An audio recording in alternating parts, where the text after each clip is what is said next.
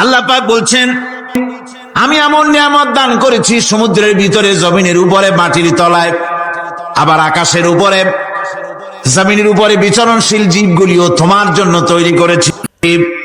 وَتَحْمِلُ أَثْقَالَكُمْ إِلَى بَلَدٍ لَمْ تَكُونُوا بَالِغِيهِ إِلَّا بِشَقِّ الْأَنفُسِ। আল্লাহ পাক বলেন, এই পশুগুলি তোমাদের আরো অনেক উপকারে আছে। তোমাদের বোঝাগুলি, বড় বড় বোঝাগুলি তারা এক শহর থেকে আর এক শহরে, দূর থেকে দূরান্তরে পিঠে করে তারা বহন করে নিয়ে যায়, যা তোমরা বহন করতে পারতে না। তোমাদের জন্য দারুণ কষ্ট হতো, মুসিবত হতো। এই ধরনের বোঝাগুলি, পশুগুলি তোমাদের জন্য বহন করে নিয়ে যায়। গাধা, ঘোড়া, হাতি, আপনাদের বোঝাগুলিকে, বিরাট বিরাট বোঝা যা টানতে ট্রাক লাগে, মানুষের জন্য কষ্ট হয়, এই বোঝাগুলিও এই পশুর দ্বারা আল্লাহ পাক বহন করায় থাকেন। আল্লাহ পাক বলছেন, ইন্না রাব্বাকুম লারাউফুর রহিম, নিশ্চয়ই তোমাদের রব, তিনি তোমাদের প্রতি অত্যন্ত দয়াশীল। তার দয়া পৃথিবীর চতুর্দিকে ছড়িয়ে আছে। তিনি আমাদেরকে এই কোরআন নাজিল করেছেন, এই কোরআন আমাদেরকে শিক্ষা দিয়েছেন এমন এক রহমান, যার দয়া পৃথিবীর চতুর্দিকে সর্বত্র ছড়িয়ে আছে। আল্লাহর দয়া চতুর্দিকে কি ছড়িয়ে আছে? কোন? আল্লাহর দয়া, আল্লাহর মোহব্বত, আল্লাহর করুণা সর্বত্র ছড়িয়ে আছে। আল্লাহ পাক বলছেন, পশু সৃষ্টি করলাম, পশুগুলি তোমাকে পাহারা দিল, তার গোশত তোমরা খেলে, তাকে দিয়ে তোমরা মাল বহন করলে, তার পশম দিয়ে জামা কাপড় বানালে। আরো দেখো কি করলাম এই পশু দিয়ে, ওয়া ইন্না লাকুম ফিল আনআমি লাইবরা নুসকিকুম মিম্মা ফি বুতুনিহি মিন বাইনি ফারসিন ওয়া দামিন লাবানান খালিসান সাইগান লিশ-শারিবিন। আল্লাহ রাব্বুল আলামিন বলেন, চতুষ্পদ জীবের মধ্যে বুদ্ধিমান ব্যক্তিদের জন্য নিদর্শন রয়েছে। যারা বুদ্ধিমান তাদের জন্য নিদর্শন রয়েছে। দেখো, তোমার গাভীগুলি, এগুলি জমিনের ঘাস খেলো। এই ঘাস খাওয়ার পর তার শরীরের ভিতরে রক্ত তৈরি হলো, পেশাব হলো, ময়লা হলো। সেই পেশাব, ময়লা, রক্ত ইত্যাদির ভেতর থেকে আমি তোমাদের জন্য দুধ তৈরি করে দিলাম। যেখান থেকে পেশাব বের হলো, পায়খানা বের হলো, তার পাশের থেকে স্বচ্ছ, সুন্দর, সুমিষ্ট, সুস্বাদু দুধ আমি তোমাদের জন্য বের করে দিলাম। সুবহানাল্লাহ বিহামদিহি। দেখুন, এই দুধ আল্লাহ পাক তৈরি করলেন। কাগজ তৈরি হয় যে মিল, কলকারখানায়, পেপার মিল। আপনারা যদি কোনো পেপার মিলে যান তো যে দেখবেন, কাগজ তৈরি হয় গাছ দিয়ে। এই গাছগুলি মিলের মধ্যে, মেশিনের মধ্যে ঢুকানো হয়। মেশিনের ভিতরে গাছটা ঢুকে মেশিনের তাপে, বৈদ্যুতিক তাপে এই গাছগুলি গলে যায়, পানি হয়ে যায়। তারপরে ছাকনা থাকে, নেট থাকে, কয়েকটা নেট থাকে। সেই ছাকনাগুলির ভিতর থেকে ছেঁকে এরপরে সেই পানিটা চলে আসে প্লেটের উপরে, এসে আস্তে আস্তে শক্ত হতে হতে সেটা কাগজে পরিণত হয়ে যায়। পানিটা আস্তে আস্তে কাগজে পরিণত হয়ে যায়। তো এই কাগজ তৈরি করতে গিয়ে কাগজটা থেকে যে ছাকনাগুলি দেওয়া হলো, নেট দেওয়া হলো, যাতে করে কোনো আবর্জনা না যায়, সেজন্য এতগুলি নেট সিস্টেম আছে, এতগুলি ছাকনার সিস্টেম আছে। কিন্তু তারপরেও, এত সাবধানতা সত্ত্বেও আমরা দেখি কাগজে লিখতে গেলে কাগজের মধ্যে নিপের সাথে অ্যাক্সিডেন্ট হয়ে যায়। এ ধরনের আবর্জনা কাগজের মধ্যে দুই একটা থেকে যায়। অনেক কাগজের মধ্যে এরকম পাওয়া যায়, যায় কিনা ভাই? এবার আপনি দেখেন, কাগজ তৈরি করার জন্য মিল কলকারখানার ভিতরে, পেপার মিলে এতগুলো নেটের ব্যবস্থা থাকে, ছাকনার ব্যবস্থা থাকে। তারপরেও আবর্জনা কিছু কাগজের মধ্যে চলে আসে, দুই একটা থেকে যায়। কিন্তু ঘাস খেলো, কুটা খেলো, খড় খেলো, ভুসি খেলো, তুষি খেলো, গাবিতে খেলো, খাওয়ার পরে আল্লাহ রাব্বুল আলামিন এ দিয়ে দুধ বানালেন। এ দিয়ে পায়খানা হলো, পেশাব হলো, রক্ত হলো। দুধ যখন দহন করলেন, দুধ দহন করার সময় একটা ঘাসের কণাও কি তার মধ্যে পেয়েছেন? পাওয়া গেছে? যায় নাই। অথচ দুধ থাকে যে বাটের মধ্যে, ওটা কি বলে? ওলান বলে নাকি? যে ওলানের ভিতরে দুধ থাকে, ওইটা কাটে দেখেন, জবাহ করে, গরু জবাহ করে ওলানটা কাটে দেখেন, ওর ভিতরে কোনো নেট আছে, কোন জাল আছে, কোন ছাকনার ব্যবস্থা আছে? কিচ্ছু নাই। সুবহানাল্লাহ কইতে ইচ্ছে করে না ভাইরা? আল্লাহ রাব্বুল আলামিন বলেন, এইভাবে করে পশুর ভিতরে তোমার জন্য কত, এক পশুতে কত উপকার করলাম। গোশত খাওয়ালাম, চামড়া দিয়া জামা বানায় দিলাম। প্রচন্ড শীত পড়ে যেখানে, কানাডায়, ইউরোপে, আমেরিকায় প্রচন্ড শীত পড়ে কোন কোন এলাকায়। দক্ষিণ আমেরিকায় কানাডার একটা এলাকা আছে যেখানে এবার আমি সফর করে এসেছি। 12 মাস বরফ পড়ে সেখানে, বরফ আর বরফ ছাড়া কিছু নাই। সমস্ত রাস্তাঘাট সব বরফ আর বরফ। সেখানে এই প্রচন্ড শীতের ভিতরে মানুষ কিভাবে থাকবে? সুতা দিয়া তৈরি করা কাপড়ে শীত কিছুতেই মানতে পারে না। আমি তো গেছি এমন এক জায়গায়, কানাডা এবং আমেরিকা যেখানে ছিলাম, সেখানে শীত ছিল -11 টেম্পারেচার, -11। এখন বোঝেন যে ঠান্ডাটা কি পরিমাণ। মুখের থেকে থুতু ফেললে আপনি চেহারা ফিরাতে পারবেন না, এর মধ্যে আপনার থুতু বরফ হয়ে যাচ্ছে। এই রকমের প্রচন্ড ঠান্ডায় সব রকমের কাপড় চোপড় যা ছিল এগুলো সব কিনিয়া গায়ে দিয়ে আমি 1-3 হয়ে গেছি ফুলিয়া। তারপরেও আমার মনে হচ্ছে ঠান্ডা আমার হাত দিয়ে স্পর্শ করতেছে।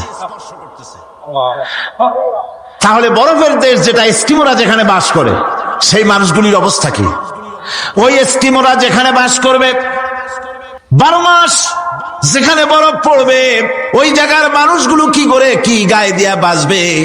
এ পরিকল্পনা, এই চিন্তা দুনিয়ায় কেউ করে নাই, রহমান করেছেন। আল্লাহ রাব্বুল আলামিন পশু তৈরি করেছেন, পশুর গায়ে পশম দিয়েছেন, চামড়া দিয়েছেন। সেই জায়গার মানুষগুলি চামড়া দিয়া জামা তৈরি করে গায়ে লাগায়, শীত ঢোকে না। সুবহানাল্লাহ বিহামদি। চামড়া দিয়ে জামা তৈরি হচ্ছে, কাপড় চোপড় তৈরি হচ্ছে। আল্লাহ বলেন এভাবে করে কত কিছু হলো। চামড়া দিয়া জামা বানাইলা, পশম দিয়ে শাল তৈরি করলে, কম্বল তৈরি করলে, গোশতগুলো পাইকারি ধরে খাইলে জম্মের খাওয়া। তারপরে হাড্ডিগুলি দিয়ে শার্ট তৈরি করলে। এই পশু তোমাকে পাহারা দিল বাড়িতে, কুত্তায় সারা রাত পাহারা দেয় তোমার বাড়িতে। কুত্তা আবার পুলিশেও চাকরি করে। ইংল্যান্ডে, লন্ডনে দেখেছি আপনার সেখানে কুকুর, ওকে ট্রেনিং দেওয়া হয়, কুকুর পুলিশে চাকরি করে।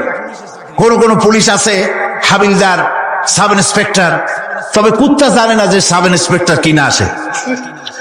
বিভিন্ন বিভাগ তাকে দেওয়া হয়েছে এবং তারা এত নির্ভরযোগ্য, শুধুমাত্র চোরের ছবি আর তার ব্যবহৃত জামা কাপড় একটুখানি নাকে শুকায় দেবে কুত্তাকে, পুলিশ আর যাওয়া লাগবে না। এই কুত্তা পুলিশই যথেষ্ট। খুঁজা চোর যদি একবার তার নজরে এসে যায় আর ছাড়াছাড়ি নেই, তাকে হাজির করবে, পুলিশের সামনে এনে হাজির করবে। তো এই কুকুর বাড়িতে পাহারা দিচ্ছে আপনার জন্য, তারপরে পুলিশের দায়িত্ব পালন করতেছে। মানুষ মরে গেলে কোথায় মরেছে সেগুলি সন্ধান করে নিয়ে আসতেছে, মাইন কোথায় পোতা আছে তা খুঁজে নিয়ে আসতেছে।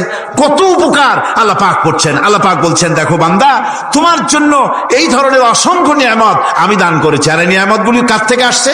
ওয়ামা বিকুম মিন নি'মাতিন ফামিনাল্লাহ।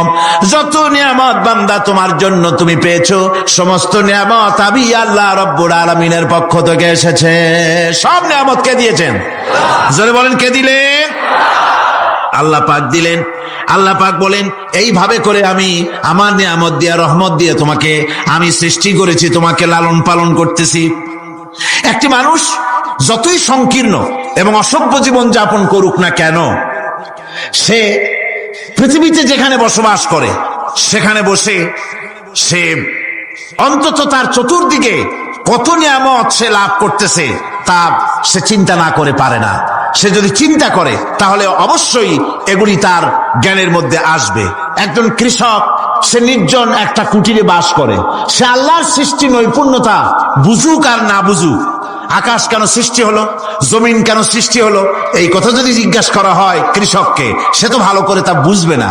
কিন্তু অন্তত এতটুকুন কথা একটা মূর্খ, একজন চাষি যে প্রত্যন্ত একটা অঞ্চলে বাস করে, একটা নিবিড় পল্লীতে বাস করে, অজ পাড়াগায় বাস করে, কোন শিক্ষার আলো পৌঁছায় নাই, স্কুল নাই, কলেজ নাই, বিদ্যুৎ নাই, হসপিটাল নাই, রাস্তা নাই, টেলিফোনের ব্যবস্থা নাই, এমন একটা জায়গায় একটা নিরেট, একটা মূর্খ, একটা চাষি একটা ঘরের মধ্যে বাস করে। সে পৃথিবীর আল্লাহর সৃষ্টি নৈপুণ্যতা আর কিছু বুঝুক আর না বুঝুক, এতটুকুন কথা তো সে বোঝে যে আমি যদি অসুস্থ হই তাহলে এই গাছপালার পাতা শিকড় বেটে খেলে আমি রোগ মুক্ত হয়ে যাই। আমি প্রচন্ড রোদ্রে যখন পুড়ি গাছের তলায়, আমি ছায়া নিলে পরে আমি তখন আরাম পাই, ঠান্ডা পাই। এই গাছগুলি তার তরুণ বয়সে আমাকে ফল দেয়। গাছ যখন বড় হয় তখন সে আমাকে ছায়া দেয়। এই গাছের তক্তাগুলি দিয়ে, গাছ দিয়ে কাঠ হয়, তা দিয়ে তক্তা হয়, তা দিয়ে খুঁটি হয়, তা দিয়ে আড়া হয়, তা দিয়ে নৌকা হয় ইত্যাদি সে বুঝতে পারে। তাছাড়া এই গাছ যখন বুড়ো হয়ে গেল, শুকিয়ে গেল, তখন এই গাছ দিয়ে আগুন জ্বালায়া আমি রান্না বান্না করি। গাছ এত আমার উপকার করছে, তার দ্বারা উত্তাপ পাই, আলো পাই, এত কিছু পাই। একটা মূর্খ লোকও চিন্তা করলে এতগুলি জিনিস সে অনুভব করতে পারে, এবং এরপরে তার চিন্তা চলে যায় যে এই সমস্ত নিয়ামত এমনি এমনি হয় নাই, নিঃসন্দেহে একজন এগুলি সৃষ্টি করেছেন, তার নাম আল্লাহ। তার নাম কি? তার নাম রহমান। জোরে বলেন, তার নাম কি? রহমান। তিনি সৃষ্টি করেছেন, তিনি এগুলি দান করেছেন। এই বৃক্ষরাজি আল্লাহ পাক বলছেন, নিল্লাযী জাআলা লাকুম মিনাশ শাজারিল আখদারি নারান ফাইযা আনতুম মিনহু তুকিদুন। আল্লাহ রাব্বুল আলামিন বলেন, সেই দয়াময় আল্লাহ রাব্বুল আলামিন গাছ সৃষ্টি করেছেন, আর এই গাছগুলি সৃষ্টি করে দিয়েছেন তোমাদের কাজের জন্য, যা দিয়ে তোমরা আগুন জ্বালাও, চুলা জ্বালাও, রান্না বান্নার কাজ করো। ওয়া রাহমাতি ওয়াসিআত কুল্লা শাই।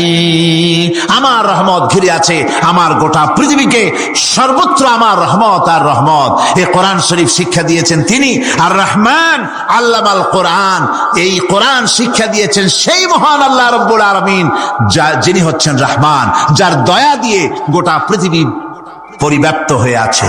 এক মুহূর্তের জন্য চিন্তা করুন, এক মুহূর্তের জন্য চিন্তা করুন, আল্লাহ পাকের দয়া যদি না থাকতো তাহলে কি অবস্থা হতো? এই পৃথিবী আছে, পৃথিবী আছে কিন্তু কোনো সৌন্দর্য নাই। আকাশ আছে কিন্তু কোনো তারকা নাই। তারকা আছে কিন্তু তাতে কোনো আলো নাই। গাছ আছে কিন্তু তাতে কোনো সবুজ শ্যামলিমা নাই। আওয়াজ আছে কিন্তু তাতে কোনো সুর নাই। মানুষ আছে কিন্তু তার দেহের মধ্যে কোনো ঐক্য নাই। এই জাতীয় একটা পৃথিবীর চিন্তা মানুষ করতে পারে না। এটা একটা কবরস্থানের মতো অবস্থা হয়ে যাবে। আল্লাহ পাক বলছেন, দেখো আকাশ বানাইছি, আবার সেই আকাশ দেখতে যেন সুন্দর হয় সেজন্য তারকা প্রদীপ দিয়ে আকাশকে সাজাইছি। যেরকম সুবহানাল্লাহ। আল্লাহ রাব্বুল আলামিন বলেন, ওয়ালাকাদ যায়্যানাস সামাআদ দুনিয়া বিমাসাবিহ।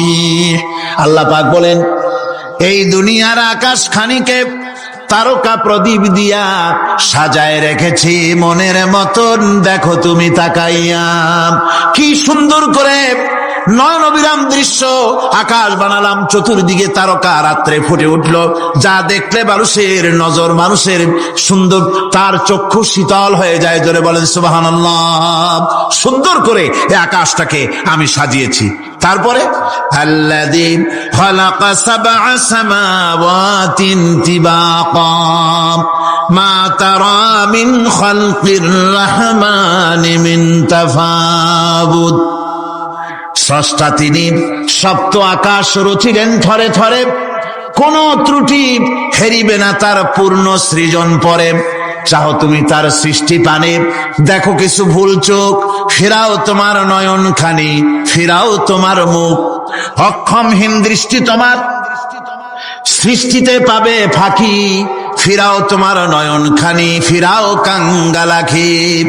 আল্লাহ পাক বলেন, আমার আকাশের দিকে তাকাও, বারবার তাকাও, সূর্যের দিকে তাকাও, চন্দ্রের দিকে তাকাও, গাছপালার দিকে তাকাও, তাকায় দেখো কোনো ভুল আছে নাকি, ভালো করে দেখো কোনো ভুল আছে নাকি। আল্লাহ পাক বলেন, আবার তাকাও। দেখতে দেখতে তোমার চক্ষু দুর্বল হয়ে তোমার কাছেই ফিরে আসবে। আমার সৃষ্টি নৈপুণ্যতার ভিতরে কোনো ভুল পাবে না। সুবহানাল্লাহ। একজন দরবেশ সাহেব, তিনি একবার এই সূরার পড়তেছিলেন, মুখস্থ তেলাওয়াত করতেছিলেন, একটা গাছের তলায় বসে, একটা বট গাছের তলায় বসে এটা তেলাওয়াত করতেছিলেন। যখন তিনি পড়লেন, হাল তারা মিন ফুতুর, আমার সৃষ্টি নৈপুণ্যতার ভিতরে কোনো ভুল পাওয়া যায় নাকি? দরবেশ সাহেব চিত হয়ে শুয়ে শুয়ে তেলাওয়াত করতেছেন আর বলছেন, আল্লাহ রাব্বুল আলামিন, তোমার সৃষ্টি নৈপুণ্যতার ভিতরে কোনো ভুল ধরার ক্ষমতা তো কোনো মানুষের নাই। তবে একটা জিনিস আমার নজরে পড়লো, এই যে বিরাট বট গাছটা, পৃথিবীতে যত গাছ আছে যেমন গাছ তেমন ফল, তাল গাছটা যেমন ফলও তেমন, নারকেল গাছটা যেমন ফলটাও তেমন, কিন্তু এত বড় বিশাল বট গাছ ফল হতেছে ছোট্ট ছোট্ট ট্যাবলেটের মতো। গাছটা যেমন ফলটা তেমন হয় নাই। আল্লাহ এটা ভুল না, তুমি বলেছো যে দেখো কোনো ভুল টুল আছে নাকি, তুমি ভুল তো না, আমার চোখে এটা লাগলো, যেমন গাছ তেমন ফল হয় না। দরবেশ সাহেব শীত হয়ে শুয়ে শুয়ে তেলাওয়াত করছেন, মনের মধ্যে এই চিন্তা আসলো, গাছটা যেমন তেমন ফলটা হলো না। দরবেশ সাহেব বলেন এই চিন্তা করতেছি, হঠাৎ করে একটা দমকা হাওয়া বয়ে গেল, ডালে ডালে বাড়ি লেগে গেল, একটা আদা পাকা বটের ফল অনেক উপর থেকে বৃন্তচ্যুত হয়ে চট করে এসে আমার নাকের উপরে ফট করে পড়লো। নাকের উপরে এমন ভাবে পড়ছে, নাকটা জ্বলে উঠছে। আমি সেজদায় পড়ে গেলাম। দরবেশ সাহেব বলেন আমি সেজদায় পড়ে গেলাম, চোখের পানি ফেলে আল্লাহর দরবারে মাপ চাইলাম, বললাম রব্বুল আলামিন, তোমার কোন জিনিসের ভিতরে কোনো খুঁত নাই, নিখুঁত জিনিস তুমি বানাইছো, কোনো ভুল নাই। আমি চিন্তা করেছিলাম নারকেল গাছ যেমন তার ফলও তেমন, তাল গাছ যেমন তার ফলও তেমন, বট গাছটা যেমন তেমন ফল। আমার আন্দাজ মতো, আমার চিন্তা মতো, যত বড় বট গাছ অত বড় ফলটা যদি হতো, বটের ফলটা যে পজিশন নিয়ে আমার নাকে পড়েছিল, গাছ যেমন ফল তেমন হলো, নাকও যেত, আমার মাথাও যেত। আল্লাহ রাব্বুল আলামিন বলেন দেখো বান্দা, আমার সৃষ্টি নৈপুণ্যতার মধ্যে কোনো ভুল পাবে না। সুবহানাল্লাহ ওয়া বিহামদিহি, কোনো ভুল নাই, বারবার তাকাও, কোনো ভুল পাবে না। আল্লাহ সুবহানাহু ওয়া তাআলা সুন্দর করে বানিয়েছেন, যা দেখবেন শুধু সুন্দর আর সুন্দর। সুবহানাল্লাহ বলে, শুধুই সুন্দর। ফুলের সৌন্দর্য দেখেন, গাছের সৌন্দর্য দেখেন, জমিনের সৌন্দর্য দেখেন, পাখির সৌন্দর্য দেখেন। আল্লাহ পাক যা বানালেন সবগুলিকে আল্লাহ পাক সুন্দর করে করে সৃষ্টি করেছেন, সব গুছিয়ে গুছিয়ে সুন্দর করে করে বানিয়েছেন, অসুন্দর করে কিছু বানান নাই। ফুল দেখতে কত সুন্দর, ফুলের থেকে ফল হয়, সে ফল হওয়ার জন্য ফুলের পুংকেশর আর স্ত্রী কেশরের মিলন ঘটতে হয়। তো ফুল তো আর চলতে পারে না, এই মিলনটা কেমনে হবে? এই জন্য আল্লাহ পাকের রুচি দেখেন, আল্লাহ পাকের রহমত দেখেন, আল্লাহর কুদরত চিন্তা করুন। সুবহানাল্লাহ ওয়া বিহামদিহি। ফুল সুন্দর জিনিস, ফুলের চাইতে আর কিছু সুন্দর আছে নাকি? এত সুন্দর ফুল, এই পুংকেশর এবং স্ত্রী কেশরের বিনিময়টা কে করবে? এইটা করার জন্য আল্লাহ পাক এই দায়িত্ব তেলাপোকাকে দেন নাই, দিছেন নাকি? আর শোলাকে দিছেন, সার পোকাকে দিছেন, উই পোকাকে দিছেন, তাতে ফুলের ইজ্জত নষ্ট হবে। ফুল যেমন সুন্দর, আল্লাহর রুচি, আল্লাহ রাব্বুল আলামিনের সৌন্দর্য বোধ কত বিরাট, কত মহান আল্লাহ পাক। ফুল যেমন সুন্দর, ওই সুন্দর ফুলের উপরে তেলাপোকা পড়লে ফুলের সৌন্দর্য নষ্ট হবে। এই জন্য আল্লাহ পাক ফুল যেমন সুন্দর, ওই পুংকেশর আর স্ত্রী কেশরের মিলন ঘটাবার জন্য রব্বুল আলামিন সুন্দর প্রজাপতির ব্যবস্থা করেছেন। ফুল যেমন সুন্দর, প্রজাপতিও সুন্দর। প্রজাপতির ডানায় কোন শিল্পী কোন তুলি দিয়ে এত রং লাগালো? সুবহানাল্লাহ ওয়া বিহামদিহি, সুবহানাল্লাহ ওয়া বিহামদিহি। আল্লাহ পাক বলছেন এমনি সুন্দর করে বানালাম, মানুষ বানাইছি, সে মানুষের সৌন্দর্য দেখো।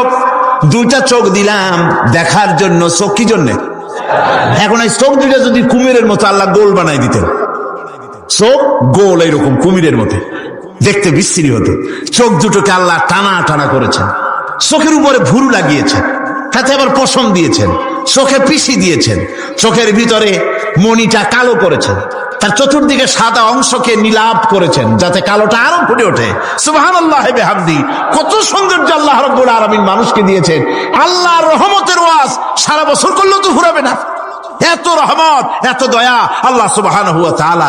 মানুষ আল্লাহ কি সুন্দর করে বানালেন। একবার একজন দরবেশ সাহেব রাস্তা দিয়ে যাচ্ছেন, প্রতিমধ্যে তিনি দেখতে পেলেন নদী থেকে এক কলসি পানি নিয়ে এক যুবতী সুন্দরী মেয়ে রাস্তা বেয়ে যেতেছে। দরবেশ সাহেব দাঁড়ায় গেলেন আর ওই যুবতীর দিকে এক নজরে তাকায় আছেন, চোখে পলক দেয় না। এরপরে যুবতী থমকে দাঁড়ায় গেল। আধা বুড়া মানুষ, দাড়ি অর্ধেক পাকে গেছে, দেখতে তো দেখায় খুব বুজুর্গ মানুষ, কিন্তু রাস্তায় আমার একা পাইয়া এমনি করে তাকিয়ে আছে আর চোখ দিয়েও তো পানি পড়ে। ব্যাপারটা কি? দরবেশ কাঁদে কেন? প্রতিমধ্যে আমাকে একা পেয়ে দরবেশ কাঁদে কেন, তাকিয়ে আছে কেন? মহিলার চিন্তা জাগলো। শেখ সাদী রহমতুল্লাহ আলাইহি ঘটনা লিখেছেন, বাংলা কবিতার অনুবাদ করেছেন। একদা সুখদায়ক প্রমোদা বদন, দর্শন করি মম ঝরিল নয়ন। হেসে কহে সে রূপসী সবিস্ময় মন, কহ দেখি মহাশয় কহ কি কারণ। বিষয় বিরাগী তুমি ভুবনে প্রচার, কি হেতু জন্মিল তব মানস বিকার। যুবতী মেয়েটি বলছে, ওগো দরবেশ সাহেব, হুজুর সাহেব, আমি একটা যুবতী মেয়ে লোক, রাস্তায় আমাকে একা পেয়ে আপনি আমার দিকে তাকায় আছেন আর কাঁদতেছেন। এই বৃদ্ধ বয়সে ভীমরতি হলে কেন? আমাকে দেখে কাঁদেন কেন? আর এক নজরে কেন তাকায়ছেন? কারণটা কি? কি কুমতলব আছে? দরবেশ সাহেব বলছেন, হেসে কহিলাম বালে করহ শ্রবণ, নেত্র ঝরে তবু হেতু ভেব না এমন। হে রূপসী মেয়ে, তোমার জন্য আমি কান্দি, একথা একবারও চিন্তা করো না। যে শিল্পী রচিল এই সুধাংশু বদন, তাহার তরে ঝরে নেত্র নয়নে জীবন।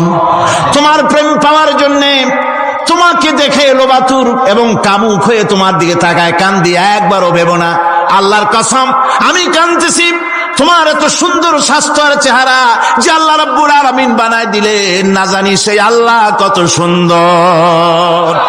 যার সৃষ্টি এত সুন্দর, সে আল্লাহ রাব্বুল আলামিন না জানি কত সুন্দর। আল্লাহ পাক সেই সুন্দর আল্লাহ রাব্বুল আলামিনকে দেখার তৌফিক যেন আমরা পাই। জোরে কোন আমিন, আরো জোরে বলেন আমিন। আল্লাহ পাক বলছেন, আমি সুন্দর করে সব তৈরি করে দিয়েছি। বুঝবে তারা যারা চিন্তাশীল, যারা গবেষণা করে। ইন্না ফি খালকিস সামাওয়াতি ওয়াল আরদি ওয়াখতিলাফিল লাইলি ওয়ান নাহার লাআয়াতিন লিউলিল আলবাব। নিশ্চয়ই যারা নাকি জ্ঞানবান, তারা রাত এবং দিনের পরিবর্তন, আকাশ এবং জমিনের সৃষ্টি ইত্যাদির ব্যাপারে, এই সৃষ্টি নৈপুণ্যতার ব্যাপারে তারা চিন্তা করে, গবেষণা করে। রাত এবং দিনের পার্থক্য মানুষের জীবন পদ্ধতিকে দুই ভাগে বিভক্ত করেছে, রাত এবং দিন। দেখেন আল্লাহর রহমত এবং কুদরত সব জায়গায়। রাত এবং দিন মানুষের জীবন চলার পথকে, জীবন পদ্ধতিকে কয় ভাগে ভাগ করেছে? দুই ভাগ। আল্লাহ পাক বলেন, ওয়াজআলনাল লাইলা লিবাসান ওয়াজআলনান নাহারা মাআশা। আমি রাতকে করেছি শান্তির বাহন, রাতকে করেছি আচ্ছাদন, শান্তির বাহন, আর দিনকে করেছি রোজগার করার জন্য। দিনের বেলায় রোজগার করবে, কামাই রুজি করবে, কল কারখানায় যাবে, খেতে খামারে যাবে, অফিস আদালতে যাবে, কাজ কাম করবে। এ কাজ করে করে শরীরের ভিতরে ক্লান্তি আসে, অবসাদ এসে যায়। আল্লাহ রাব্বুল আলামিন বলেন, আমি আবার রাত বানালাম। ওই রাতের বেলায় মানুষ যখন ঘুমায় যায়, এই ঘুম তার সমস্ত অবসাদ আর ক্লান্তি দূর করে দিয়ে সকাল বেলায় আবার তাজা মানুষ করে, সমস্ত একেবারে পরিপূর্ণ কর্মক্ষম একজন মানুষে তাকে পরিণত করে দেয়। রাতটাকে আচ্ছাদন করে দিয়েছি, দিনের কোলাহল মুক্ত রাত। সূর্যের আলোর ঝলকানি, তীব্র আলো নাই, চিৎকার নাই, আওয়াজ নাই। রাতের একটি অন্ধকার চাদর পরিয়ে দিলাম এই পৃথিবীর উপরে। রাতের একটি অন্ধকার চাদর পৃথিবীর উপরে পরিয়ে দিলাম। কোলাহল মুক্ত পৃথিবী এখন, সূর্যের তীব্র আলো আর নাই। এখন আরামে তুমি ঘুমিয়ে যাও, ঘুমাও, আবার সকালবেলা উঠে তুমি কাজ করবে। আল্লাহ পাক বলেন, আমি এভাবে ومن رحمته جعل لكم الليل والنهار لتسكنوا فيه ولتبتغوا من فضله। আল্লাহর রহমতের ভিতরে এটাও রহমত, আল্লাহর করুণা, আল্লাহর দয়া যে তিনি দিনকে করেছেন রুজি কামার জন্য, রাতকে করেছেন তিনি তোমাদের জন্য ঘুমাবার জন্য, বিশ্রামের জন্য। এই ব্যবস্থা আল্লাহ রাব্বুল আলামিন করেছেন, যিনি তোমাদেরকে দুপুর বেলায়, বিকেল বেলায় তোমাদেরকে অবসাদ গ্রহণের জন্য, আরামের জন্য দুপুর এবং বিকাল, সকাল ইত্যাদি তৈরি করেছেন। কোরআন শরীফের ভিতরে আল্লাহ পাক এই সমস্ত কথাগুলি ব্যাখ্যা সহকারে বলে দিচ্ছেন যে আমার রহমত ওয়াসিআত রাহমাতি কুল্লে সেই, সমস্ত জিনিসের চতুর্দিকে, তুমি যেখানে আছো তার চতুর্দিক, আকাশ এবং জমিন, আমার রহমত তোমাকে ঘিরে রেখেছে। এ কোরআন নাজিল করেছেন সেই আল্লাহ, সেই রহমান, যার দয়া সর্বত্র ছড়িয়ে আছে। আল্লাহ পাক বলছেন, এরপরে তোমাকে সৃষ্টি করলাম, জমিন সৃষ্টি করলাম খাবারের জন্য। আমার রহমতের বিষয়টা দেখো, আমি এমন দয়াবান, এমন মেহেরবান। এবার তোমার খাবারের জরুরত হলো, তুমি কি খাবে? সেজন্য এই জমিনে ফসলের ব্যবস্থা আমি আল্লাহ করেছি। জোরে বলেন সুবহানাল্লাহ। জমিন শুকায় গেছে, বৈশাখ মাসের, জ্যৈষ্ঠ মাসের প্রচন্ড রৌদ্রের তাপে জমিন শুকায় গেছে। এই জমিনে তুমি ফসল ফলাবে কি করে? যদি না পানি দিয়ে জমিনটারে ভিজায় দেই। আল্লাহ বলেন, জমিন ভিজাবার দায়িত্ব আমি নিলাম। আল্লাহুল্লাযী আরসালার রিয়াহা ফাতুসিরু সাহাবা। সমুদ্রের পানি, লবণাক্ত পানিগুলি বাষ্পীয় আকারে উত্থিত হয়ে যায়, মেঘমালায় পরিণত হয়ে যায়। বাতাসকে বলি, এই মেঘকে টেনে নিয়ে যাও অমুক জায়গার উপরে। মেঘ চলে এলো। আল্লাহ বলেন, ফাসুকনাহু ইলা বালাদিন মাইয়িতিন ফাআহইয়ানা বিহিল আরদা বাদা মাউতিহা কাযালিকান নুশুর। আল্লাহ পাক বলছেন, বৃষ্টির পানি পড়লো, মরা জমিন জিন্দা হয়ে গেল। এই মরা জমিন জিন্দা হলো। এরপরে তুমি বীজ বপন করলে, ধান বপন করলে, গম বপন করলে, মাটির খাসলাত হলো সব পচায় দেওয়া। মাটির খাসলাত কি? কথা বুঝেন না? মাটির ধর্মটা কি? পচায় দেওয়া। যা রাখেন পচে যাবে, লোহা রাখেন জং ধরে যাবে, পাথর রাখেন আস্তে আস্তে, এ ধরনের যেসব জিনিস রাখেন আস্তে আস্তে করে ধ্বংস হয়ে যাবে, পচে যাবে। ওই মাটির ভিতরে ধান এবং গম, আপনার ফসল, আপনার খাদ্য, আপনার রিজিককে আমানত করে দিলেন। আল্লাহ পাক ওটাকে হেফাজত করলেন। এরপরে ওর ভিতর থেকে পাতা অঙ্কুরিত হয়ে বেরিয়ে এলো। এখন কেউ যদি বলে, আল্লাহ যদি পানি না দেন, আল্লাহ যদি বৃষ্টিটা না দেন, তাহলে আমার অসুবিধাটা কি? আল্লাহ বলেন, দেখো বৃষ্টিটা তো আমি দিলাম। বৃষ্টিটা কে দিলেন? আল্লাহ পাক বলেন, আফারাআইতুমুল মাআল্লাযী তাশরাবুন আনতুম আনজালতুমুহু মিনাল মুজনি আম নাহনুল মুনজিলুন। তোমরা যে পানি পান করো, আকাশ থেকে এই পানিটা কে বর্ষণ করে? তুমি করো না আমি করি? কে করে জোরে কম? আল্লাহ পাক বলছেন, আমি পানি বর্ষণ করি। সেই পানিটা, এই যে বঙ্গোপসাগরের পানি, আপনাদের কর্ণফুলীর পানি, মিষ্টি না নোনা? কি পানি জোরে কন? এই নোনা পানি আকাশে উঠলো। আল্লাহ পাক বলেন, ইচ্ছে যদি করতাম, লাউ নাশাউ জাআলনাহু জাজান ফালাউলা তাশকুরুন। পানি উঠালাম, নোনা পানি, ইচ্ছে করলে লবণাক্ত অবস্থায় অবতীর্ণ করে দিতে পারতাম, জমিনের ফসল সব নষ্ট হয়ে যেত। কিন্তু আমি নোনা পানি উঠায়া ওই পানিগুলিকে মিষ্টি করে আমি নাজিল করে, জোরে কান সুবহানাল্লাহ, মিষ্টি পানি অবতীর্ণ করে দিলাম। এখন মানুষ বলে, আল্লাহ পানি না দিলে কি হইতো? আমাদের খাল আছে, বিল আছে, সাগর আছে, নদী আছে, পুকুর আছে, হাওড় আছে, টিউবওয়েল আছে, ডিপ টিউবওয়েল আছে। আল্লাহ বৃষ্টি না দিলে তো কি হয়ে গেল আমাদের? আল্লাহ পাক জবাব দিয়েছেন, কুল আরাআইতুম ইন আসবাহা মাউকুম গাওরান ফামান ইয়াতিকুম বিমাইন মাইন। বলো দেখি, সবে শুকাইয়া যদি যায় এই জমিনের পানি, তাহলে হেথায় তটডির ধারা কে দিবে সবারে আনি? টিউবওয়েলের পানি, পাতালের পানি, দরিয়ার পানি, সাগরের পানি, হাওড়ের পানি, বিলের পানি, সব যদি আমি আল্লাহ শুকায় দেই, আমি আল্লাহ ছাড়া এমন কোন শক্তি আছে যে মরা গাঙ্গে নতুন করে পানির জোয়ার এনে দিতে পারে? আছে কেউ? কেউ নাই। আল্লাহ পাক বলেন, দেখো আমার রহমত, এভাবে করে আমি পানি দিলাম, বৃষ্টি দিলাম, এবার গাছ উঠলো। বীজ বপন করছিলাম, গাছ উঠলো। আনতুম আনশাতুম শাজারাতাহা আম নাহনুল মুনশিউন। মাটি থেকে এই গাছকে কে উদ্গত করে দিল? হয় বেটা, কে দিল? তুমি দিছো না আমি দিয়েছি? কে দিয়েছে? জোরে কর, জোরে চিল্লা এখন, কে দিল? আল্লাহ পাক বলেন, গাছ উদ্গত করে দিলাম, গাছ এবার বড় হলো। এই গাছ আল্লাহ রাব্বুল আলামিন এই গাছ তৈরি করলেন। এই গাছ শুধু আপনার জ্বালানি দেয় না, গাছ শুধু ফল দেয় না, এই গাছ মানুষের জন্য, গাছ হচ্ছে বন্ধু। মানুষের জন্য গাছ কি? জোরে কোন কি? বন্ধু। সেই বন্ধুরে জন্মের কাটা কাটবেন নাকি? এই গাছ তৈরি হচ্ছে, গাছ বন্ধ কি করে? গাছ বন্ধ হচ্ছে আমরা যে শ্বাস প্রশ্বাস নেই, মুখের থেকে নাকের থেকে যে শ্বাসটা ফেলি, সেটা হচ্ছে আমরা গ্রহণ করি বাতাস থেকে অক্সিজেন, ছেড়ে দেয় কার্বন ডাই অক্সাইড। এটা হচ্ছে বিষ। এটা কি? আমরা নিলাম পরিশুদ্ধ অক্সিজেন, নিলাম, ছেড়ে দিলাম এটাকে বিষ করে, এই বিষটা ছড়িয়ে গেল। এখন এই বিষ যদি আল্লাহ পরিশুদ্ধ করার কোন ফ্যাক্টরি না বানাতেন, তাহলে পৃথিবীর সমস্ত প্রাণী মরে যেত। সুবহানাল্লাহ কইতে ইচ্ছে করে না? আল্লাহ পাক কি ব্যবস্থাটা করলেন! কোন দুনিয়ার ফ্যাক্টরি নাই মানুষ যে বিষাক্ত করে দেয় আবহাওয়াকে, সেটাকে রিফাইন করার ব্যবস্থা মানুষের কাছে নাই। আল্লাহ ব্যবস্থা করেছেন কি? আল্লাহ পাক গাছ বানায় দিলেন, গাছের সবুজ শ্যামল রং, ঘাসের সবুজ শ্যামল রং, তার খাদ্য হতেছে আপনি যেটা ছেড়ে দেন, আপনার জন্য যেটা বিষ সেটা হচ্ছে তার জন্য খাদ্য।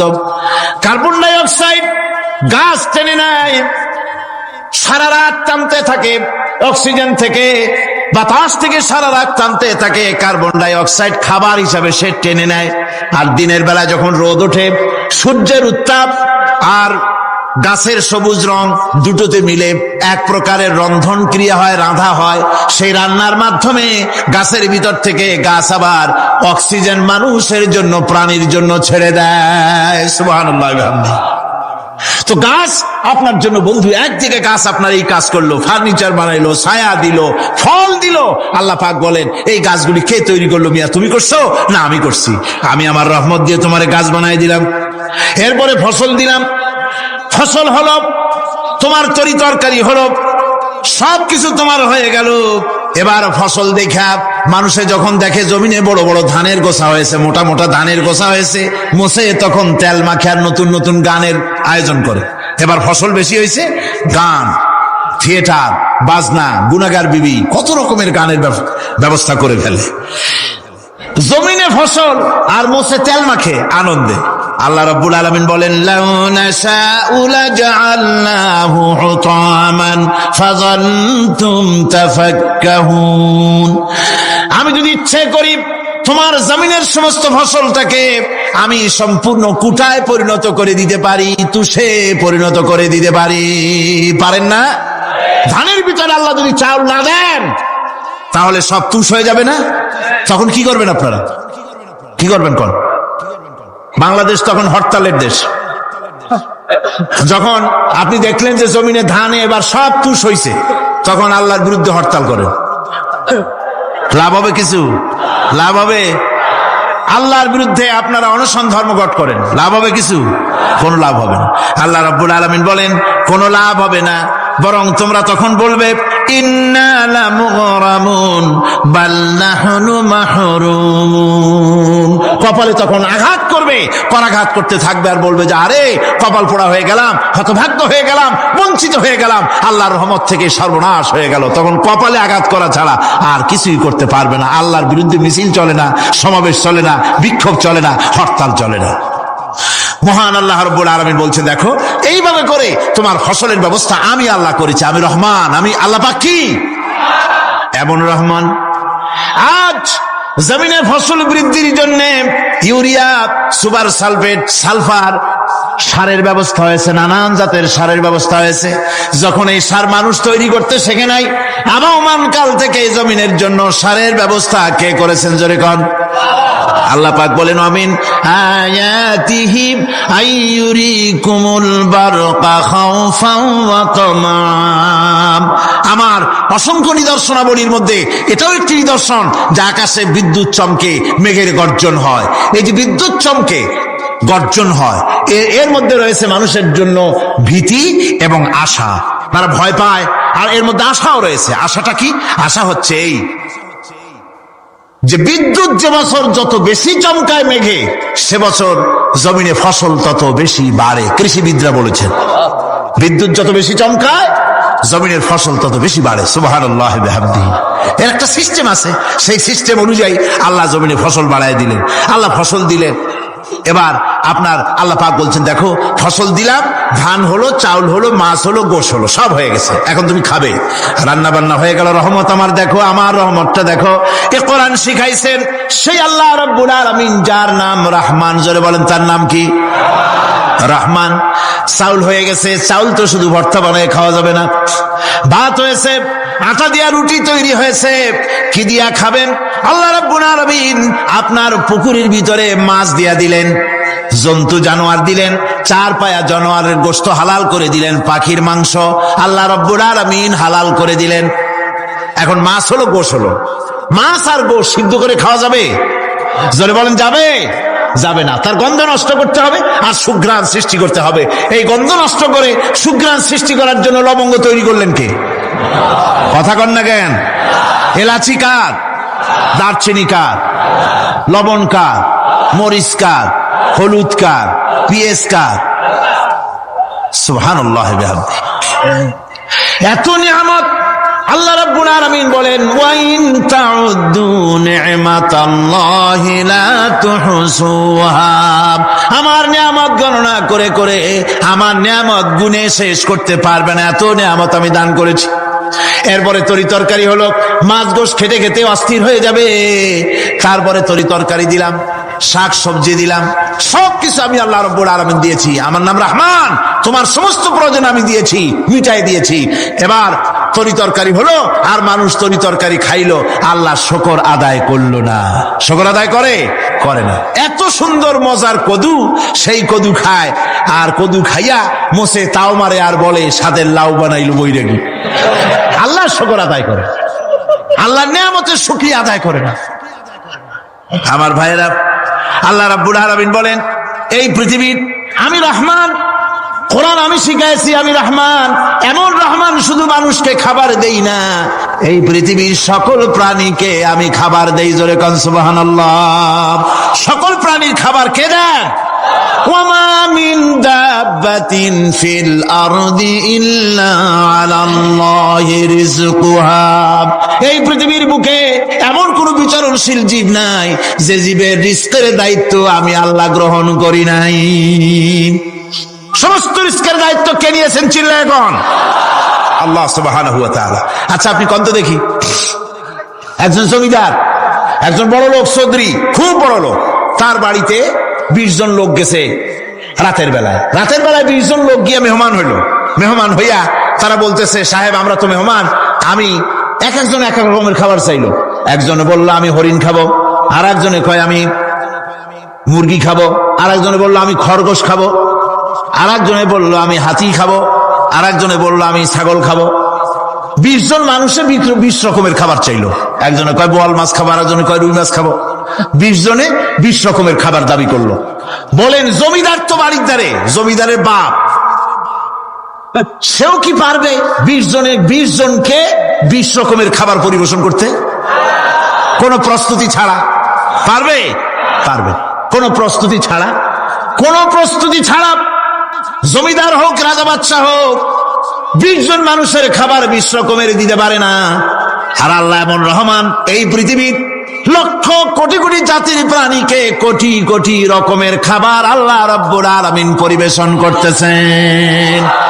সাপের খাবার একরকম, ব্যাঙের খাবার আর এক রকম। ব্যাঙে যা খায় সাপে তা খায় না, সাপে যা খায় ব্যাঙে তা খায় না।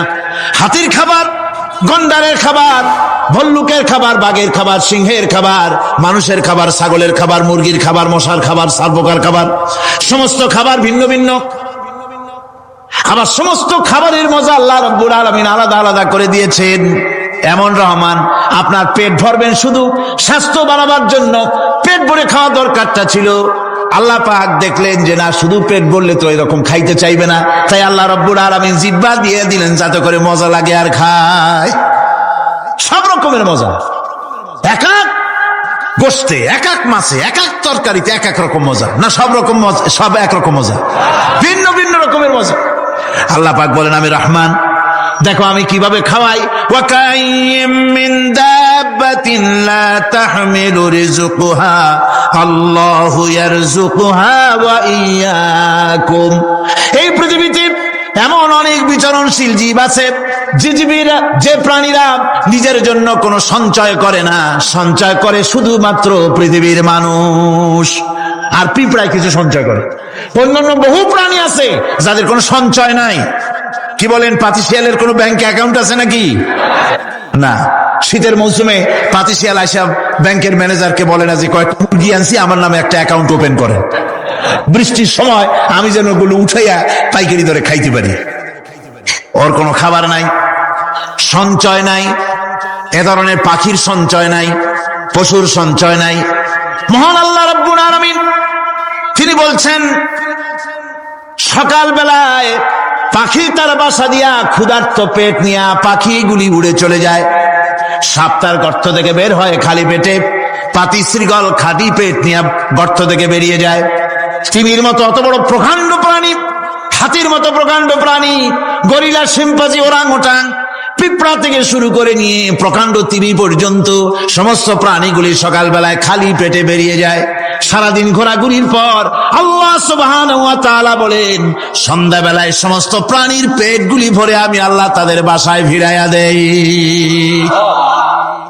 আমি রহমান, এভাবে করি। আমি আল্লাহ রাব্বুল আলামিন খাবারের বন্দোবস্ত করি, পড়ার বন্দোবস্ত করি, থাকার ব্যবস্থা করি। ইয়া আইয়ুহান নাসু যুকুরু নি'মাতাল্লাহি আলাইকুম হাল মিন খালিকিন গায়রুল্লাহ ইয়ারযুকুকুম মিনাস সামাই ওয়াল আরদ। ও পৃথিবীর মানুষেরা, ওই আল্লাহর স্মরণ করো, আল্লাহর নিয়ামতের শুকরিয়া আদায় করো যে আল্লাহ তোমাকে আকাশ থেকে, জমিন থেকে রিজিক দেন। ওই আল্লাহ ছাড়া আছে কি কেউ যে তোমাকে আকাশ থেকে রিজিক দেয়, জমিন থেকে রিজিক দেয়? লা ইলাহা ইল্লা হুয়া ফান্না তুফাকুন। ওই আল্লাহ ছাড়া কোনো ইলাহা নাই, কেন তোমরা বিভ্রান্ত হও? সেই আল্লাহর দিকে ফিরে আসো। আল্লাহ বলছেন, এভাবে আমি সমস্ত পৃথিবীর মানুষের রুজি রুটির বন্দোবস্ত করি, সমস্ত প্রাণীর রুজি রুটি ব্যবস্থা করি, আমি সেই রহমান। সুবহানাল্লাহ বিহামদিহি। ওয়া ইলাহুকুম ইলাহু ওয়াহিদ লা ইলাহা ইল্লা হুয়ার রাহমানুর রহিম। এই হচ্ছেন তোমাদের আল্লাহ। সুবহানাল্লাহ। আল্লাহ বলছেন, ওয়া ইলাহুকুম ইলাহু ওয়াহিদ, তিনি হচ্ছেন এক আল্লাহ, এক ইলাহ, যিনি ছাড়া কোনো ইলাহা নাই। তিনি হচ্ছেন রহমান। তিনি কি? রহমান। তিনি হচ্ছেন রহিম। তিনি তোমাদের সব কিছুর ব্যবস্থা করে দিয়ে থাকেন, কোনো জিনিস তোমাদেরকে বঞ্চিত করেন না। এই রহমান এমন রহমান যিনি তোমাদের সমস্ত নিয়ামত পূর্ণ করেন। আর রহমান এমন রহমান যে শুধু আপন আপন লোক দেখে তালাশ করে করে দেয় না, সকলকে দেয়। যারা নামাজ পড়ে তাদের দালান কোটা বেশি হয়, যারা তাহাজ্জুদ পড়ে তাদের ব্যাংকে টাকার অভাব নাই, যারা হজ করে যাকাত দেয় তারা টাকার জ্বালায়, পয়সা কড়ির জ্বালায় অস্থির। এরকম নাকি? না, বরং নামাজ রোজা হজ যাকাত যারা করে বেশি খাঁটি মুসলমান, তাদের অভাব অভিযোগ আরো বেশি। যাদের কাছে নামাজ নাই, রোজা নাই, আল্লাহ পরকালের চিন্তা নাই, তাদের টাকা পয়সা, সোনা দানা, জায়গা জমিন, সৌন্দর্য, সুখ আর আরো অনেক বেশি। বরং এদের কম। আপন লোকের চাইতে শত্রুকে বরং আল্লাহ পাক বেশি দেন। আপন লোক মানে যারা দিনদার, ইমানদার, পরহেজগার, নামাজি, এরা বরং কম পায়, ওরা বরং বেশি পায়। এমন কেউ নাই পৃথিবীতে শত্রুকে ডেকে বলবে আয় তোরেও দেই, কেউ নাই। একমাত্র আল্লাহ রাব্বুল আলামিন যিনি সকলকে দেন। এই পৃথিবীর কোন মূল্য আল্লাহ রাব্বুল আলামিনের কাছে নাই, একটা মশার দানার তুল্য মূল্য নাই। সেজন্য আল্লাহ পাক সকলকে নিয়ামত দেন, সকলকে ব্যবস্থা করেন। তাই এই কোরআন শরীফ আল্লাহ পাক তার মানুষের প্রতি এত দয়া মানুষের প্রতি, যে আল্লাহ পাকের দয়াটা কার? জোরে চিল্লায় কেন, দয়াটা কার? এত দয়া যে আল্লাহ পাকের মানুষের প্রতি রাস্তা চলার জন্য রাস্তা তৈরি করে দিলেন। পাহাড়ের ভিতরে মানুষ যেন হারায় না যায়, পাহাড়ের ভিতরে গিরিপথ বানালেন যিনি, মরুভূমির ভিতরে হারায় না যায় নিশানা বানালেন যিনি, সমুদ্রের ভিতরে রাতের আধারে যেন গভীর সমুদ্রে হারায় না যায়, সেজন্য মহাশূন্যের ভিতরে তারকা প্রদীপ জ্বালায়া পথের নির্দেশনা দিয়ে দিলেন যিনি, এত ব্যবস্থাপনা যিনি করলেন, সে আল্লাহ রাব্বুল আলামিন মানুষের জন্য এই পৃথিবীতে ব্যক্তি, পরিবার, সমাজ ও রাষ্ট্রে, আন্তর্জাতিক জীবনে, স্বরাষ্ট্রনীতি, পররাষ্ট্রনীতি, শিক্ষানীতি, যুদ্ধনীতি, বন্দিনীতি, তার জীবনের সমস্ত নীতিমালার ব্যাপারে আল্লাহ রাব্বুল আলামিন বুঝি কোনো দিক দর্শন দেন নাই। দিয়েছেন কিনা? সুতরাং রহমানের দাবি হচ্ছে, আল্লাহর রহমানিয়তের দাবি হচ্ছে বান্দার জন্য কোরআন শিক্ষা দেওয়া, যত শিক্ষা আল্লাহ দিয়েছেন, যত দয়া আল্লাহ বান্দাকে করেছেন, সবচাইতে বড় দয়া কোরআন শিক্ষা দেওয়া। জোরে কোন সুবহানাল্লাহ। যত দয়া, যত নিয়ামত, যত রহমত আল্লাহ বান্দাকে করেছেন, তার মধ্যে শ্রেষ্ঠ রহমত, শ্রেষ্ঠ দয়া, শ্রেষ্ঠ করুণা মানুষের জন্য, আল্লাহর এই পৃথিবীর মানুষের জন্য সবচাইতে শ্রেষ্ঠ দয়া কি? জোরে বলেন কি? কোরআনের শিক্ষাই হচ্ছে আল্লাহ পাকের এই মানুষের জন্য সর্বশ্রেষ্ঠ দয়া। প্রিয় দর্শক, আজকের আলোচনায় আমরা স্মরণ করলাম মহান আল্লাহর অসংখ্য নিয়ামতের কথা।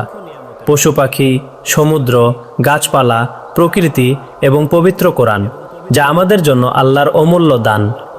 আসুন এসব নিয়ামতের জন্য মহান আল্লাহর শুকরিয়া আদায় করি এবং তার দেওয়া বিধান অনুযায়ী জীবন পরিচালনা করার চেষ্টা করি। ভিডিওটি ভালো লাগলে একটি লাইক দিতে পারেন। আপনার একটি লাইক আমাদের আরও নতুন নতুন ইসলামিক ভিডিও তৈরি করতে উৎসাহিত করবে। নিয়মিত ইসলামিক ভিডিও পেতে আমাদের চ্যানেলটি সাবস্ক্রাইব করে সঙ্গে থাকুন। আল্লাহ তাআলা আমাদের সকলকে হেদায়েত দান করুন এবং সবার মঙ্গল করুন। আমিন।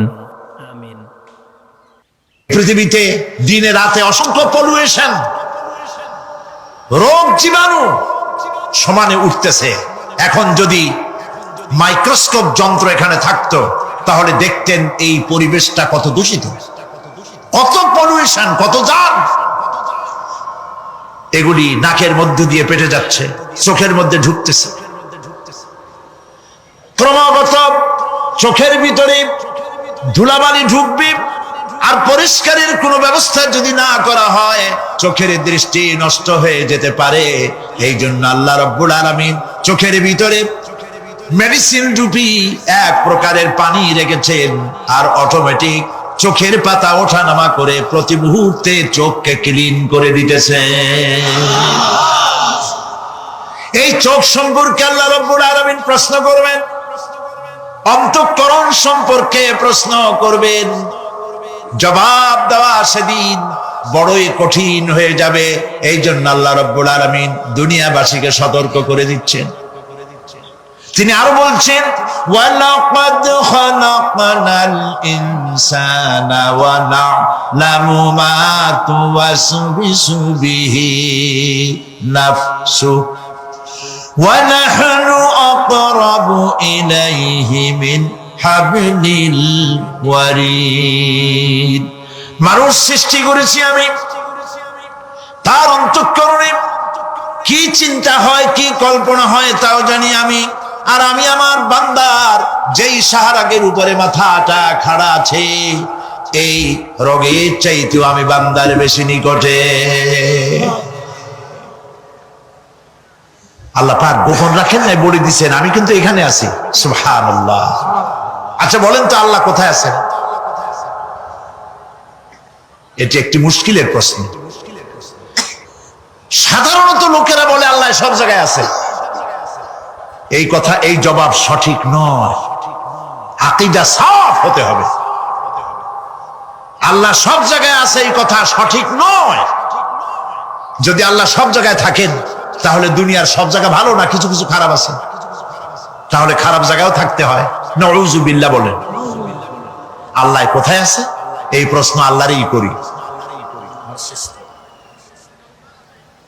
সওয়ালে মুকদ্দারের জবাব, পৃথিবীর মানুষ আল্লাহকে প্রশ্ন করবে তুমি কোথায় আছো। রব্বুল আলামিন প্রশ্ন করার আগে জবাব দিয়ে দিয়েছেন, আর-রাহমানু আলাল আরশি ইস্তাওয়া। আল্লাহ পাক আরশে আজিমে আছেন। কোথায় আছেন বলে? এক আঙ্গুল আকাশের দিকে উঁচু করে বলেন আল্লাহ কোথায় আছেন? আরশে আজিমে আছেন। সুবহানাল্লাহ। তবে আরশে আজিমে আছেন যে অবস্থা এমন নয় যে তিনি সাংঘাতিক রকমের কুয়াশার কারণে বাংলাদেশে কি হইতেছে তা দেখতে পান না। সে আল্লাহ রাব্বুল আলামিন সব কথা পরিষ্কার করে বলেছেন, আমি তোমার ঘাড়ের কাছে। তার মানে আল্লাহর ইলম, তার নজর, তার সামা এবং তার বাসার, তার দেখা, তার শোনা, তার ইলম সবটা আমাকে ঘিরে আছে, আমি তার বাইরে নাই। আল্লাহ মানুষকে সতর্ক করতেছেন, মা ইয়ালফিযু মিন কাওলিন ইল্লা লাদাইহি রাকীবুন আতীদ। মানুষ এমন কোন কথা বলে না যা আমার ফেরেশতারা রেকর্ড করে না রাখে। যা করো তাও লেখা হয়, যা বলো তাও লেখা হয়ে যায়। দুনিয়ায় গোয়েন্দা বিভাগ আছে, আমার দেশে গোয়েন্দা বিভাগ আছে না? কি নাম কত দুই একটা আন্দাজে কইলো আছে। CID, DIB, DFI, army intelligence, কত রকম গোয়েন্দা আছে, কত বাহিনী আছে, আপনি টের পাবেন না। পাগড়ি একটা বান্ধি আপনার সামনে বসা, আপনি বুঝবেন না যে আপনার আমলনামা রেকর্ড করতেছে ওখানে বসে। আপনি তো মনে করেছেন দরবেশ না, 6 সেল্লা দিয়ে আসছে, কিন্তু তিনি গভর্নমেন্ট অফিসার, আপনার সর্বনাশ করতেছেন, আপনি টের পাচ্ছেন না। এটা যদি মানুষের রাষ্ট্র ঠিক রাখার জন্য দুনিয়ার সরকারের দরকার হয়, তাহলে আল্লাহ পাকের এই বিশাল সাম্রাজ্য রক্ষা করার জন্য আল্লাহর গোয়েন্দা বিভাগ নাই? আল্লাহ রাব্বুল আলামিন তার গোয়েন্দা বিভাগ কাজ করতেছি, আমরা বিশ্বাস করি না, আমরা বুঝতে পারি না, যার জন্য অন্যায়ের মধ্যে লিপ্ত হয়ে যাই। একবার আমি লন্ডন থেকে লন্ডন শহরে রাত্রে যাচ্ছি, রাত 2টা-2:30 হবে। প্রতিমধ্যে রেড সিগন্যাল জ্বলল, গাড়িটা থামায় দিল, সামনে আর গাড়ি টাড়ি নেই। আমি ড্রাইভারে বললাম যে গাড়ি টাড়ি তো নাই সামনে, আমরা তো ইচ্ছা করলে যেতে পারি। ড্রাইভার বলল পারি, কিন্তু যাব না। কেন যাবেন না? বলল যে এই সিগন্যালের সাথে ক্যামেরা আছে, অটোমেটিক ক্যামেরা। আমি যদি এখান থেকে এটাকে ক্রস করি, তাহলে আগামীকাল কোর্ট থেকে আমার নামে চিঠি আসবে। রাত 2:45, এই রঙের গাড়ি, এত নাম্বার গাড়ি, এবং আপনার চেহারা শরীফ এই। আপনি রাত 2:45 সময় রেড সিগন্যাল অমুক এলাকা থেকে ক্রস করেছেন, মেহরবানি করে কোর্টে আসেন আর জরিমানা দিয়ে যান। এই লোকটি এইখানে ক্যামেরা আছে, এটা চোখে দেখছে, সেই জন্য বিশ্বাস করল। কিন্তু এই ক্যামেরায় স্ন্যাপ নেওয়ার জন্য কোনো ক্যামেরাম্যান নাই, অথচ গাড়ি ক্রস করলেই, ওভার স্পিড করলেই ছবি তুলে ফেলবে। এই বুদ্ধিটা কে দিছেন? যিনি এই বুদ্ধিটা দিলেন, তার কাছে এমন কোন বুদ্ধি নাই যে আপনার আমার অনবরত অটোমেটিক ক্যামেরা দিয়ে জীবনের সব কিছু আমাদের ধরে রাখে, এরকম কোন ক্যামেরা থাকতে পারে না? পারে কিনা? কিন্তু আমাদের কপাল খারাপ। ওই যে সিগারেটের প্যাকেটে লেখা আছে সংবিধিবদ্ধ সতর্কীকরণ, ধূমপান স্বাস্থ্যের জন্য ক্ষতিকর। প্যাকেটে লেখা আছে, হাতের মুঠায় ধরিয়া সিগারেট ধরে টান মারিয়া উপরে ফু দিয়া তাকায় দেখে ফু যায় কদ্দু। ওইখানে ক্যামেরার সাথে কোনো মানুষ নাই, ক্যামেরা আছে তাই বিশ্বাস করে, কিন্তু আল্লাহর ক্যামেরাগুলি চোখে দেখে না। ওখানে যেমন রেড বর্ডার আছে, আল্লাহ রাব্বুল আলামিন জীবনের প্রত্যেকটি মোড়ে মোড়ে রেড বর্ডার লাগায় দিয়েছেন। জেনা করো না, একটি রেড সিগন্যাল। মদ পান করো না, আরেকটি রেড সিগন্যাল। মিথ্যা কথা বলো না, আরেকটি রেড সিগন্যাল। অহংকার করো না, আরেকটি রেড সিগন্যাল। বউকে বেপর্দা করো না, আরেকটি রেড সিগন্যাল। সুদ খেও না, ঘুষ খেও না, আরেকটি রেড সিগন্যাল। অসংখ্য রেড সিগন্যাল দিয়ে আল্লাহ পাক বলছেন তিলকা হুদুদুল্লাহ, এই হচ্ছে আল্লাহর বর্ডার, ফালা তাতাদুহা, অতএব আল্লাহর বর্ডারকে ক্রস করো না। কে নিষেধ করেছেন? কে নিষেধ করেছেন? মানুষেরা বিশ্বাস করে। আল্লাহ রাব্বুল আলামিন কোরআনে কারীমের মধ্যে বলছেন ইয়ালামু খায়িনাতাল আ'য়ুনি ওয়া মা তুখফিস সুদূর। তোমার কথাগুলি রেকর্ড হয়, তোমার কাজগুলি রেকর্ড হয়, এমনকি তোমার মনের ভিতরে যে কল্পনা হয় সেগুলো রেকর্ড হয়। আর চোখে কি লুকোচুরি খেলে আল্লাহ তাও জানতে পারে। সানগ্লাস পরে চোখের ফাঁক দিয়া কারে দেখো, কেউ টের পায় না। টের পায় কে? জোরে বলেন আল্লাহ। মহান আল্লাহ রাব্বুল আলামিন বলেন, কোন গুনার কাজ করে, কোন সামান্যতম গুনার কাজ করেও এড়াতে পারবে না, এবং সামান্যতম ভালো কাজ করলেও তার এই পুরস্কার থেকে মাহরুম হবে না। আল্লাহ পাক বলেন, ওয়া ইন কানা মিসকালা হাববাতিন মিন খারদালিন আতাইনা বিহা ওয়া কাফা বিনা হাসিবিন। একটি সরিষা পরিমাণ আমলকেও আল্লাহ পাক কিয়ামতে হাজির করবেন। হিসাব নেওয়ার জন্য আল্লাহ পাক বলেন, আমি যথেষ্ট। সুবহানাল্লাহ বলেন। হিসাব নেওয়ার জন্য আল্লাহ পাক যথেষ্ট। হযরত ওমর রাদিয়াল্লাহু তাআলা আনহু, আমিরুল মুমিনিন, খলিফাতুল মুসলিমিন হযরত ওমর ইবনুল খাত্তাব বলেন রাদিয়াল্লাহু তাআলা আনহু, সুবহানাল্লাহ। কোথা থেকে আল্লাহ কোথায় নিয়ে গেছেন? নবীকে হত্যা করতে আসছিলেন, আর আল্লাহ তারে কোথায় নিয়ে গেছেন? সুবহানাল্লাহ। নবীজি বলেছেন, লা নাবিয়্যা বা'দি ওয়ালা রাসূলা, আমার পরে নবী হবে না, রাসূল হবে না। যদি কেউ নবী বা রাসূল হইতো, কে হইতো? ওমরে আল্লাহ নবী বানাই দিতেন। সুবহানাল্লাহ। সেই ওমরের কতটুকু জানি আমরা? অনেক কিছুই জানি না। হযরত ওমর রাদিয়াল্লাহু তাআলা অন্ধকার রাত্রে একদিকে যাচ্ছিলেন, পেছনে কিছু লোক ছিল। হঠাৎ করে তিনি প্রশ্ন করলেন, আচ্ছা, তোমাদের মধ্যে কেউ কি বলতে পারো কোরআনে কারীমের মধ্যে সব থেকে হতাশা ব্যঞ্জক আয়াত কোনটি? অন্ধকারের ভেতরে একজনে জবাব দিলেন, ফামান ইয়া'মাল মিসকালা যাররাতিন খায়রান ইয়ারাহ ওয়া মান ইয়া'মাল মিসকালা যাররাতিন শাররান ইয়ারাহ।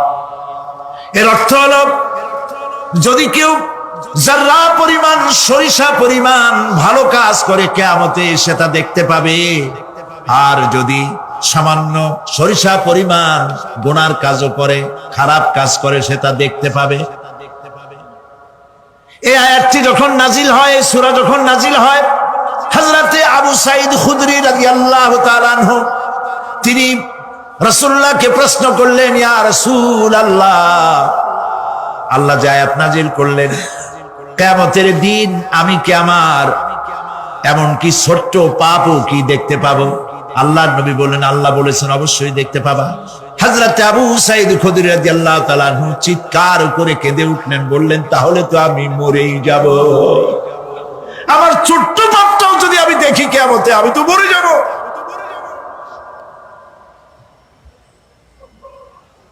হযরত ওমর রাদিয়াল্লাহু তাআলা আনহু অন্ধকারের ভিতরে হাঁটতেছেন আর কাঁদতেছেন, হাঁটতেছেন আর কাঁদতেছেন। কিছু দূর অগ্রসর হয়ে তিনি প্রশ্ন করলেন, আচ্ছা, কেউ কি বলতে পারো কোরআনে কারীমের মধ্যে সব থেকে আশা ব্যঞ্জক আয়াত কোনটি? পেছন থেকে অন্ধকারের ভেতর থেকে আওয়াজ এলো, লা তাকনাতু মির রাহমাতিল্লাহ, আল্লাহর রহমত থেকে, দয়া থেকে নিরাশ হয়ে যেও না, হতাশ হয়ে যেও না। হযরত ওমর কাঁদতে কাঁদতে জিজ্ঞেস করলেন, তোমাদের মধ্যে আব্দুল্লাহ ইবনে মাসউদ আছে নাকি? হযরত আব্দুল্লাহ ইবনে মাসউদ বললেন, আমি তো বললাম, আমি তো ভাবছিলাম। সুবহানাল্লাহ। রাইসুল মুফাসসিরিন হযরত আব্দুল্লাহ ইবনে মাসউদ রাদিয়াল্লাহু তাআলা আনহু, তার পা খুব ছোট ছিল। হাদিস শরীফে এসেছে, সাহাবীরা তার পা দেখে একটু মুস্কি মুস্কি হাঁটতেছিল, এত ছোট পা। নবী করিম সাল্লাল্লাহু আলাইহি ওয়াসাল্লাম বললেন, আব্দুল্লাহ ইবনে মাসউদের পা ছোট দেখে হেসো না, কিয়ামতের দিন আব্দুল্লাহ ইবনে মাসউদের ছোট্ট পাটা উহুদ পাহাড়ের চাইতে ওজন বেশি হয়ে যাবে। সুবহান সুবহান। প্রিয় ভাই সব, এই হচ্ছে নবী করিম সাল্লাল্লাহু আলাইহি ওয়াসাল্লাম। তিনি মানুষের সামনে এসব কথাগুলি পরিষ্কার করে বলে দিয়েছেন। সেদিন কোন উপায় থাকবে না, সেই কিয়ামতের মাঠ। واتقوا يوما لا تجزي نفس عن نفس شيئا ولا يقبل منها شفاعة ولا يؤخذ منها عدل ولا هم ينصرون সেদিন কেউ কারো সাহায্যে এগিয়ে আসবে না। প্রিয় ভাই সব, অসহায় এর ইংরেজি হচ্ছে হেল্পলেস। এই পৃথিবীতে আক্ষরিক অর্থে কোনো মানুষ হেল্পলেস হয় না, অসহায় হয় না। কেউ না কেউ সহায় হয়েই যায়, হয় স্বামী, না হয় পিতা, না হয় ছেলে, না হয় মেয়ে, না হয় আত্মীয়, না হয় সরকার। কেউ না কেউ সহায় হয়েই যায়। একেবারে হেল্পলেস এটা পৃথিবীতে হয় না। অসহায় কারে বলে? কিয়ামতের মাঠে মানুষ তা টের পাবে। আল্লাহ তাআলা কিয়ামতের দিন তুমি আমাদেরকে অসহায় করে দিও না। কিয়ামতের দিন তুমি আমাদের জন্য সহায় হয়ে যেও। আল্লাহ পাক বলছেন, সেদিনটি ভয় করো যেদিন কেউ কারো সাহায্যে এগিয়ে আসবে না, কারো পক্ষে কোনো সুপারিশ গ্রহণ করা হবে না, কারো কাছ থেকে কোনো বিনিময় গ্রহণ করা হবে না, কাউকে কোনো সাহায্য করা হবে না। ইন্না লিল্লাহি ওয়া ইন্না ইলাইহি রাজিউন। আল্লাহ রাব্বুল আলামিন বলেন, লান তানফাকুম আরহামাকুম ওয়ালা আওলাদুকুম ইয়াওমাল কিয়ামা। কিয়ামতের দিন তোমাদের আত্মীয়-স্বজন, তোমাদের সন্তান সন্ততি তোমাদের জন্য কিছু মাত্র কাজে লাগবে না। ইয়াউমা ইয়াফিরুল মারউ মিন আখিহি ওয়া উম্মিহি ওয়া আবিহি ওয়া সাহিবাতিহি ওয়া বানিহি। সেদিন মানুষ তার ভাই, মা বাপ, স্ত্রী ও সন্তান থেকে পলায়ন করবে। সেদিন প্রত্যেকে নিজ নিজ অবস্থায় পতিত হয়ে যাবে।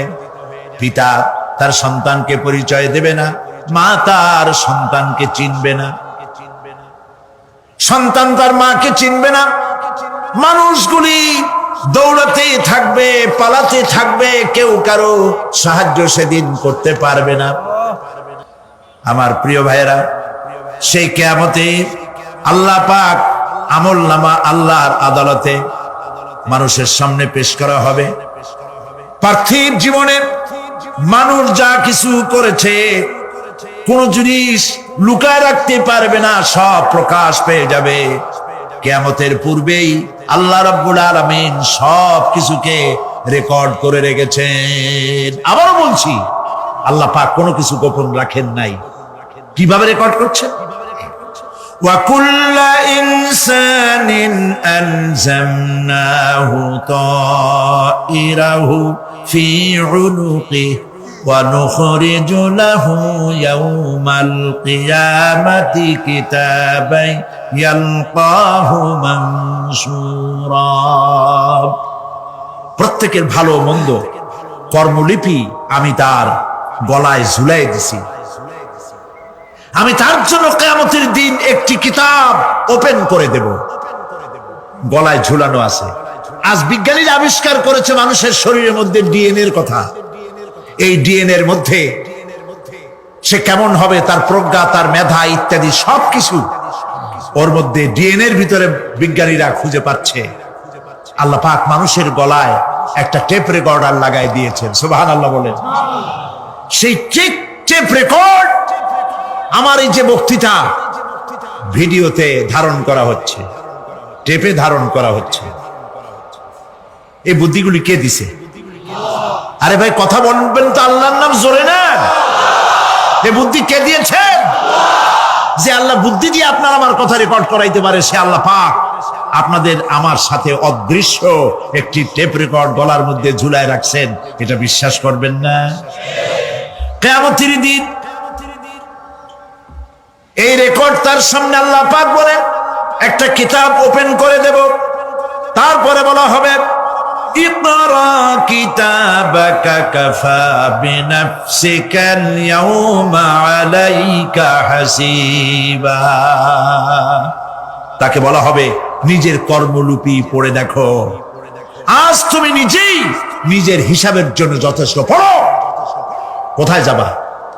জাহান্নামে যাবা না বেহেশতে যাবা? তুমি নিজেই তোমার হিসাব করার জন্য যথেষ্ট। সুবহানাল্লাহ। সেদিন কোনো সাহায্যকারী পাওয়া যাবে না, ওকালতি করার জন্য কাউকে পাওয়া যাবে না। বিশ্বাস করুন, বিশ্বাস করুন, কোন পীর সাহেব, কোন খাজা বাবা কিয়ামতের দিন আপনার আমার উপকারে আসবে না, আসবে না, আসবে না। হযরতে আইয়ুব 18টি বছর পর্যন্ত রোগের মধ্যে পড়ে আছেন। এত অসুখ করেছে, এত রোগ, শরীর পচে গিয়েছে, গায়ে পোকা ধরেছে, দুর্গন্ধ হয়ে গিয়েছি, বিবিরা চলে গিয়েছি, ছেলে মেয়ে পাড়ার লোকেরা দূর দূর করে তাড়িয়ে দিয়েছে। এবার জঙ্গলের ভিতরে গিয়ে আশ্রয় নিয়েছেন। এমন অবস্থা হয়েছে, শরীর পচে পচে জিহ্বায় যখন পোকা ধরা শুরু করে দিল, হযরত আইয়ুব আলাইহিস সালাম তখন আল্লাহ রাব্বুল আলামিনের দরবারে এই প্রথমবারের মতো তিনি বললেন, রব্বুল আলামিন, আয় আল্লাহ তাআলা, সমস্ত শরীর জড়জড়া হয়ে গিয়েছি, গায়ে পোকা ধরেছি, আমি কোনো কথা বলি নাই, আমি খামোশ থেকে জিকির আজগার করতেছিলাম। আয় আল্লাহ, এখন দেখি আমার জিহ্বায় পোকা ধরেছে, পোকা ধরা শুরু হয়েছে। আমার জিহ্বাটায় পোকা তুমি দয়া করে দিও না, কারণ আমার জিহ্বায় যদি পোকা হয়ে যায় তাহলে তোমার মতো আল্লাহর জিকির আমি কি দিয়া করব? আমার জিহ্বাটা তুমি দয়া করে ভালো রাখো। কোরআনে কারীম বলছি, ওয়া আইয়ুবা ইয নাদা রাব্বাহু ইন আন্নী মাসসানিয়াদ দুররু ওয়া আনতা আরহামুর রাহিমিন। স্মরণ করো সেই সময়ের কথা যখন আইয়ুব তার রবকে দেখে বলেছিল, আমি অসুস্থ আর তুমি তো রহমান রহিম, দয়াময়। ভাষাটা দেখেন কি সুন্দর। এর থেকে কি আল্লাহর আর কিছু বলা লাগে? আল্লাহ পাকের কাছে তিনি বলতেছেন, আল্লাহ আমি তো অসুস্থ, আমি তো অসুখ করেছে আমার, আর তুমি তো দয়াময় রহমান রহিম। এক অন্ধ, ঈদের দিন কত অন্ধই তো আছে খয়রাত করার জন্য, ভিক্ষা করার জন্য, চতুর্দিকে ভিক্ষা করতেছে অন্ধরা। এক অন্ধ ঈদের গেটের কাছে দাঁড়ায় বলতেছে, ভাইরা আজ হচ্ছে ঈদের দিন আর আমি কিছু দেখতে পাচ্ছি না। এ বেশি পয়সা পাইনি, মানুষের দিন তার প্রতি আকৃষ্ট হয়ে গেছে। আরে কি কথা, আজ ঈদের দিন, সকলে আনন্দ করছে আর আমি কিছুই দেখতে পাচ্ছি না। সে কিন্তু কিছু চায় না। ভাষার ভিতরে, কথা বলার ভিতরে এ ধরনের টেকনিক আছে। হযরত আইয়ুব আলাইহিস সালাম বললেন না যে আল্লাহ আমারে মাফ করে দাও, কষ্টের মধ্যে আছি। তিনি শুধু বলেছেন, রব্বুল আলামিন, আমি অসুস্থ হয়ে পড়েছি, আমার অসুখ করেছে, আর তোমার নাম রহমান রহিম। এতটুকু কথা বলেছেন। আল্লাহ রাব্বুল আলামিনের দরজায়, তার দরবারে আইয়ুব আলাইহিস সালামের ডাক চলে গেছে। যায় নাই? কোন অসুবিধা আছে নাকি? কোন অসুবিধা নাই। পানির তলা দিয়া যদি কেউ ডাক দেয়, পাহাড়ের ভিতরে বসে যদি কেউ ডাক দেয়, আল্লাহ রাব্বুল আলামিন তা শুনতে পান। ইউনূস আলাইহিস সালাম মাছের পেটে বসে চিৎকার মেরেছিলেন, লা ইলাহা ইল্লা আনতা সুবহানাকা ইন্নী কুনতু মিনাজ জালিমিন।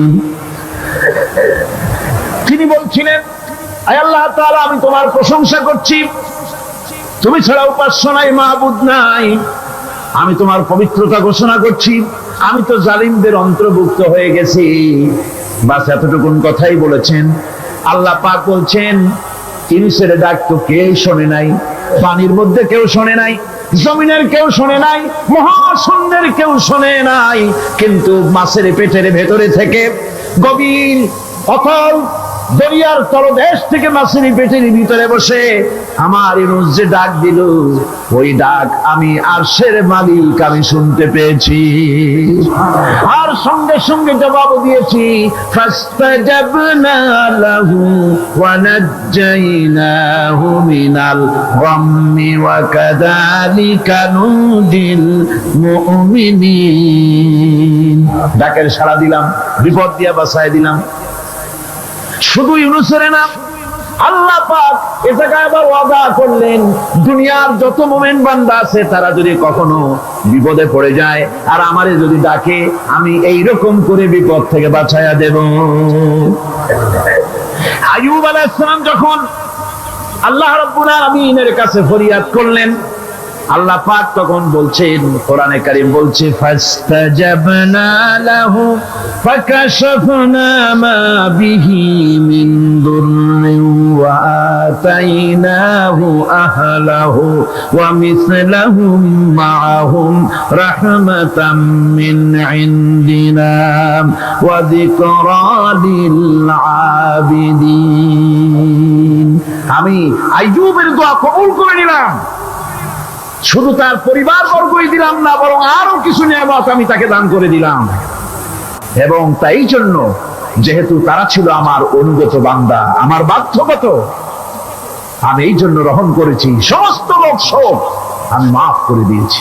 আমাদের সামান্য একটু জ্বর হয়, যদি 2-3 দিন জ্বর হয়েছে, জ্বর ছাড়ে না, বলে যে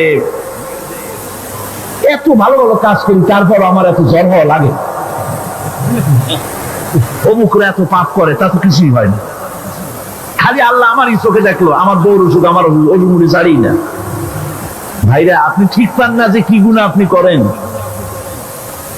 কোরআনে কারীম বলছি, ওয়ামা আসাবাকুম মিন মুসিবাতিন ফাবিমা কাসাবাত আইদিকুম ওয়া ইয়াফু আন কাসীর।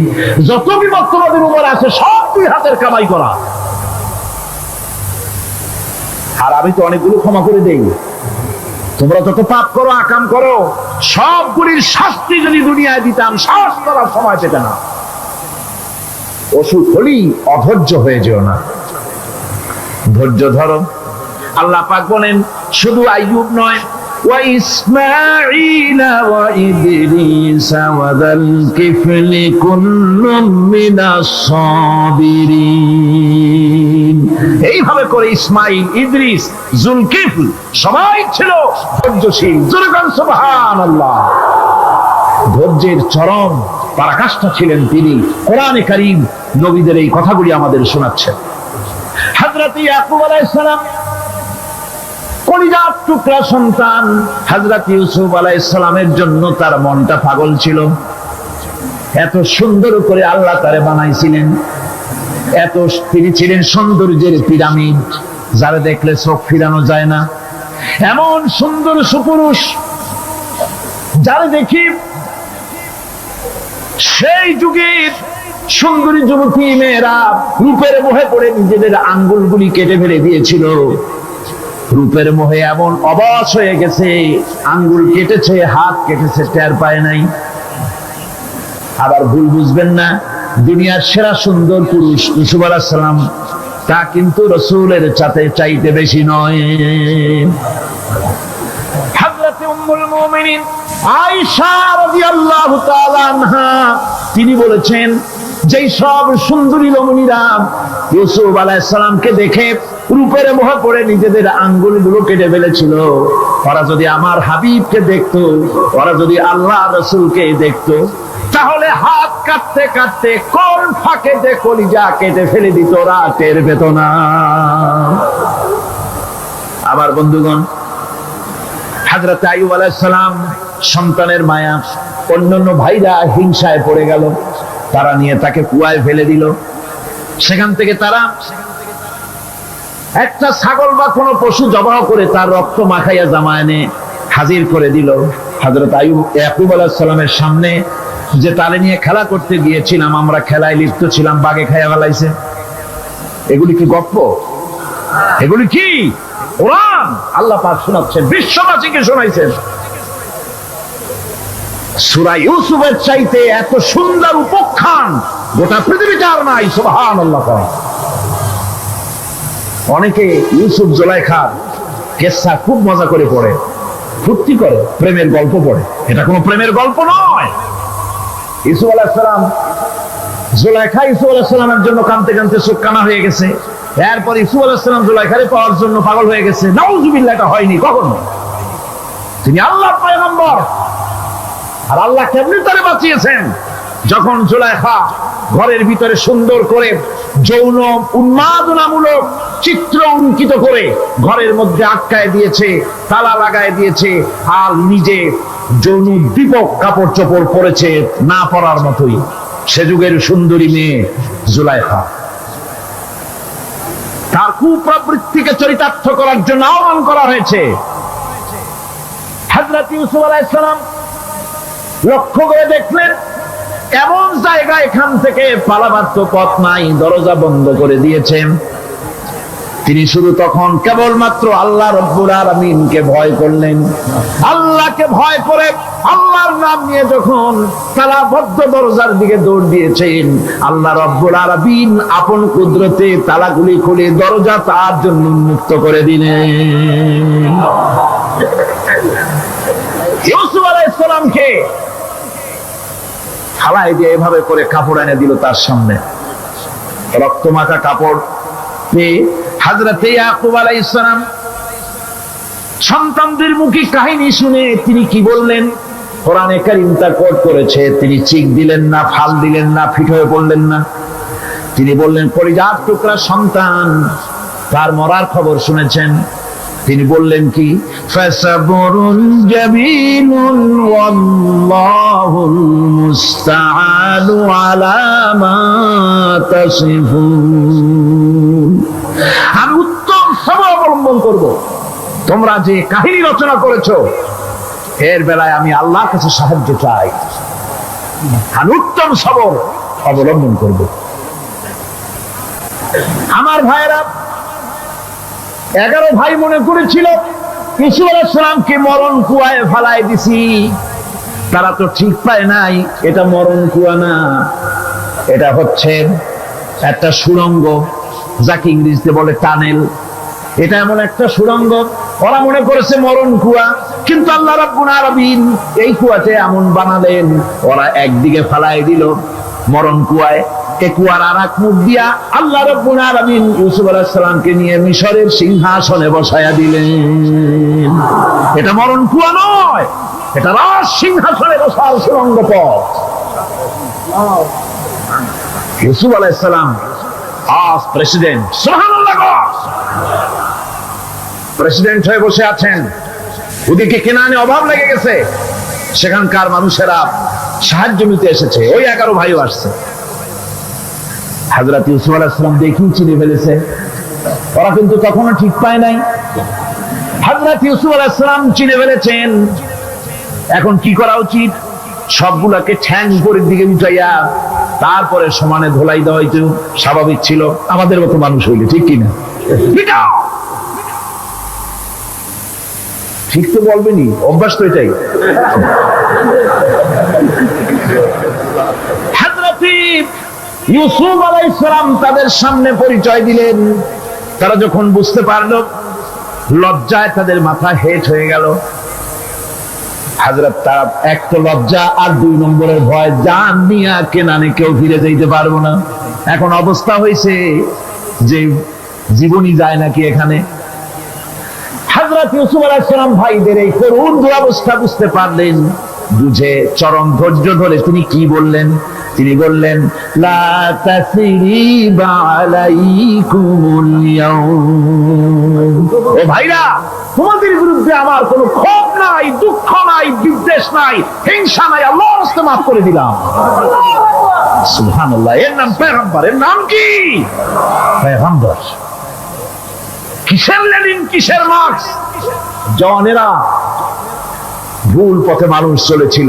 আলহামদুলিল্লাহ, আল্লাহ এগুলারে ডাস্টবিনে ফেলাই দিছে। কারণ আলহামদুলিল্লাহ, আলহামদুলিল্লাহ। পয়গম্বর কারে বলে? কারে বলে পয়গম্বর? কি চরিত্র! রাসূল করিম সাল্লাল্লাহু আলাইহি ওয়াসাল্লাম তাকে একজন সাহাবী বলছিলেন, হুজুর বলছেন এই কামটা করলা না কেন? সাহাবী বললেন, হুজুর আপনি যদি চোখের ইশারায় বলতেন মুখ দিয়ে না কইয়া, তাও তো আমি কামটা করে ফেলতাম, আমি তো বুঝি নাই। হুজুর বললেন, চোখে ঠারে ঠরে কাজ করা নবুয়তের শান নয়। আল ওয়াদুহু ওয়াস সারাহা, নবীরা যা করেন তা ডাইরেক্ট, কোনো বক্রতা নাই, স্পষ্ট কথা। আমার ভাইরা, হযরত ইউসুফ আলাইহিস সালাম বিনিয়ামিনকে কাছে নিয়ে পরিচয় দিলেন তার ভাইদের সামনে। কোরআনে কারীম বলছে, ক্বালা আনা ইউসুফ ওয়া হাদা আখি قد من الله علينا إنه من يتقي ويصبر فإن الله لا يضيع أجر المحسنين। আমি ইউসুফ আর এই হচ্ছে আমার ভাই। আল্লাহ আমাদের উপর ইহসান করেছেন। প্রকৃতপক্ষে যারা আল্লাহকে ভয় করে এবং সবর এখতিয়ার করে, আল্লাহ এভাবে তাদেরকে তাদের আমলকে নিষ্ফল হতে দেন না। আমার এই জামাটা নিয়ে যাও। হযরত ইয়াকুব আলাইহিস সালাম কলিজার টুকরা সন্তান ইউসুফ আলাইহিস সালামের বিরহ যন্ত্রণায় ছেলেকে কতদিন দেখে না, কাঁদতে কাঁদতে চোখ দুটো অন্ধ হয়ে গেছে। মিশর থেকে কেনানের দিকে জামা রওনা হয়েছে। কোথায় মিশর, কোথায় কেনান? জামা যখন রওনা হয়ে গেছে, হযরত ইয়াকুব বলতেছেন, আমি যেন আমার ইউসুফের গন্ধ নাকে পেতেছি। জামা চলে এলো, চোখের উপরে রাখলেন, আল্লাহ রাব্বুল আলামিন তাকে চক্ষুষ্মান বানায়া দিলেন। ভাইরা আমার, পয়গম্বররা সবর করে গোটা দুনিয়ার মানুষের সামনে দৃষ্টান্ত সেট করেছেন সবর কারে কয়। আমার ভাইরা, হযরত ইব্রাহিম আলাইহিস সালামের কথা আল্লাহ পাক কোরআনে কারীমে বলছেন সবর কারে কয়। দেখো, শেখো সবর কারে কয়।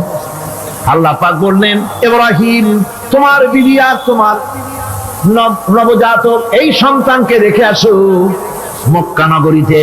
তিনি চলে গেলেন, সেখানে ঘর নাই, বাড়ি নাই, কিচ্ছু নাই, চতুর্দিকে ধুধু বালু আর মরুভূমি। হযরতে হাজরা বলছেন, ইব্রাহিম সামান্য পানি আর খাবার দিয়া আমার সন্তান শুদ্ধ এখানে রেখে যেতেছো, আমি কি অপরাধ করেছি? কোনো জবাব নাই। দুইবার তিনবার বলার পরে হাজরা বলছেন, ইব্রাহিম গো, তবে কি আমার আল্লাহর হুকুম মতো আমারে রেখে যাচ্ছ নাকি? হযরত ইব্রাহিম আকাশের দিকে আঙ্গুল উঁচু করলেন। কথা বলবেন, বাক শক্তি বেরোচ্ছে না। 80 বছর বয়সের সময় একটা বাচ্চা আল্লাহ তাআলা দিচ্ছেন। আর এমন বাচ্চা, পয়গম্বরের ছেলে, কি সুন্দর চেহারা, মরুভূমির উপরে ফালাই দিয়ে রওনা হয়ে যাচ্ছেন। মুখ দিয়ে কথা সরছে না, আকাশের দিকে দেখালেন। হযরত হাজরা বুঝতে পারলেন। হযরত হাজরা বলেন, ইব্রাহিম কোনো চিন্তা নাই, নিশ্চিন্ত মনে বাড়ি ফিরে যাও। আমি আমার আল্লাহর উপরে এতটা ভরসা করি, আল্লাহর হুকুমে যদি আমার এখানে রেখে যেয়ে থাকো, ওই আল্লাহ পাক আমাকে আর আমার কলিজার টুকরা ইসমাইলকে পানিতে আর খাবারে মারবেন না, অবশ্যই তিনি ব্যবস্থা করবেন। ব্যবস্থা হয়ে গেল। হযরত ইসমাইল বড় হয়ে গেলেন।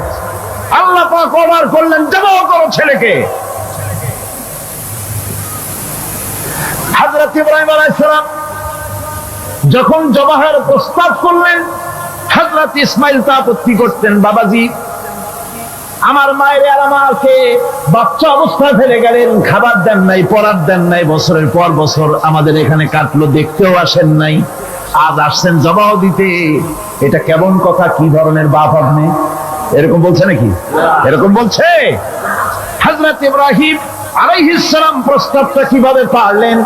আল্লাহ পাক কোরআনে কারীমে দৃষ্টান্ত রেখে দিয়েছেন। আল্লাহ পাক বলছেন, হযরত ইব্রাহিম ছেলেকে বললেন, ইয়া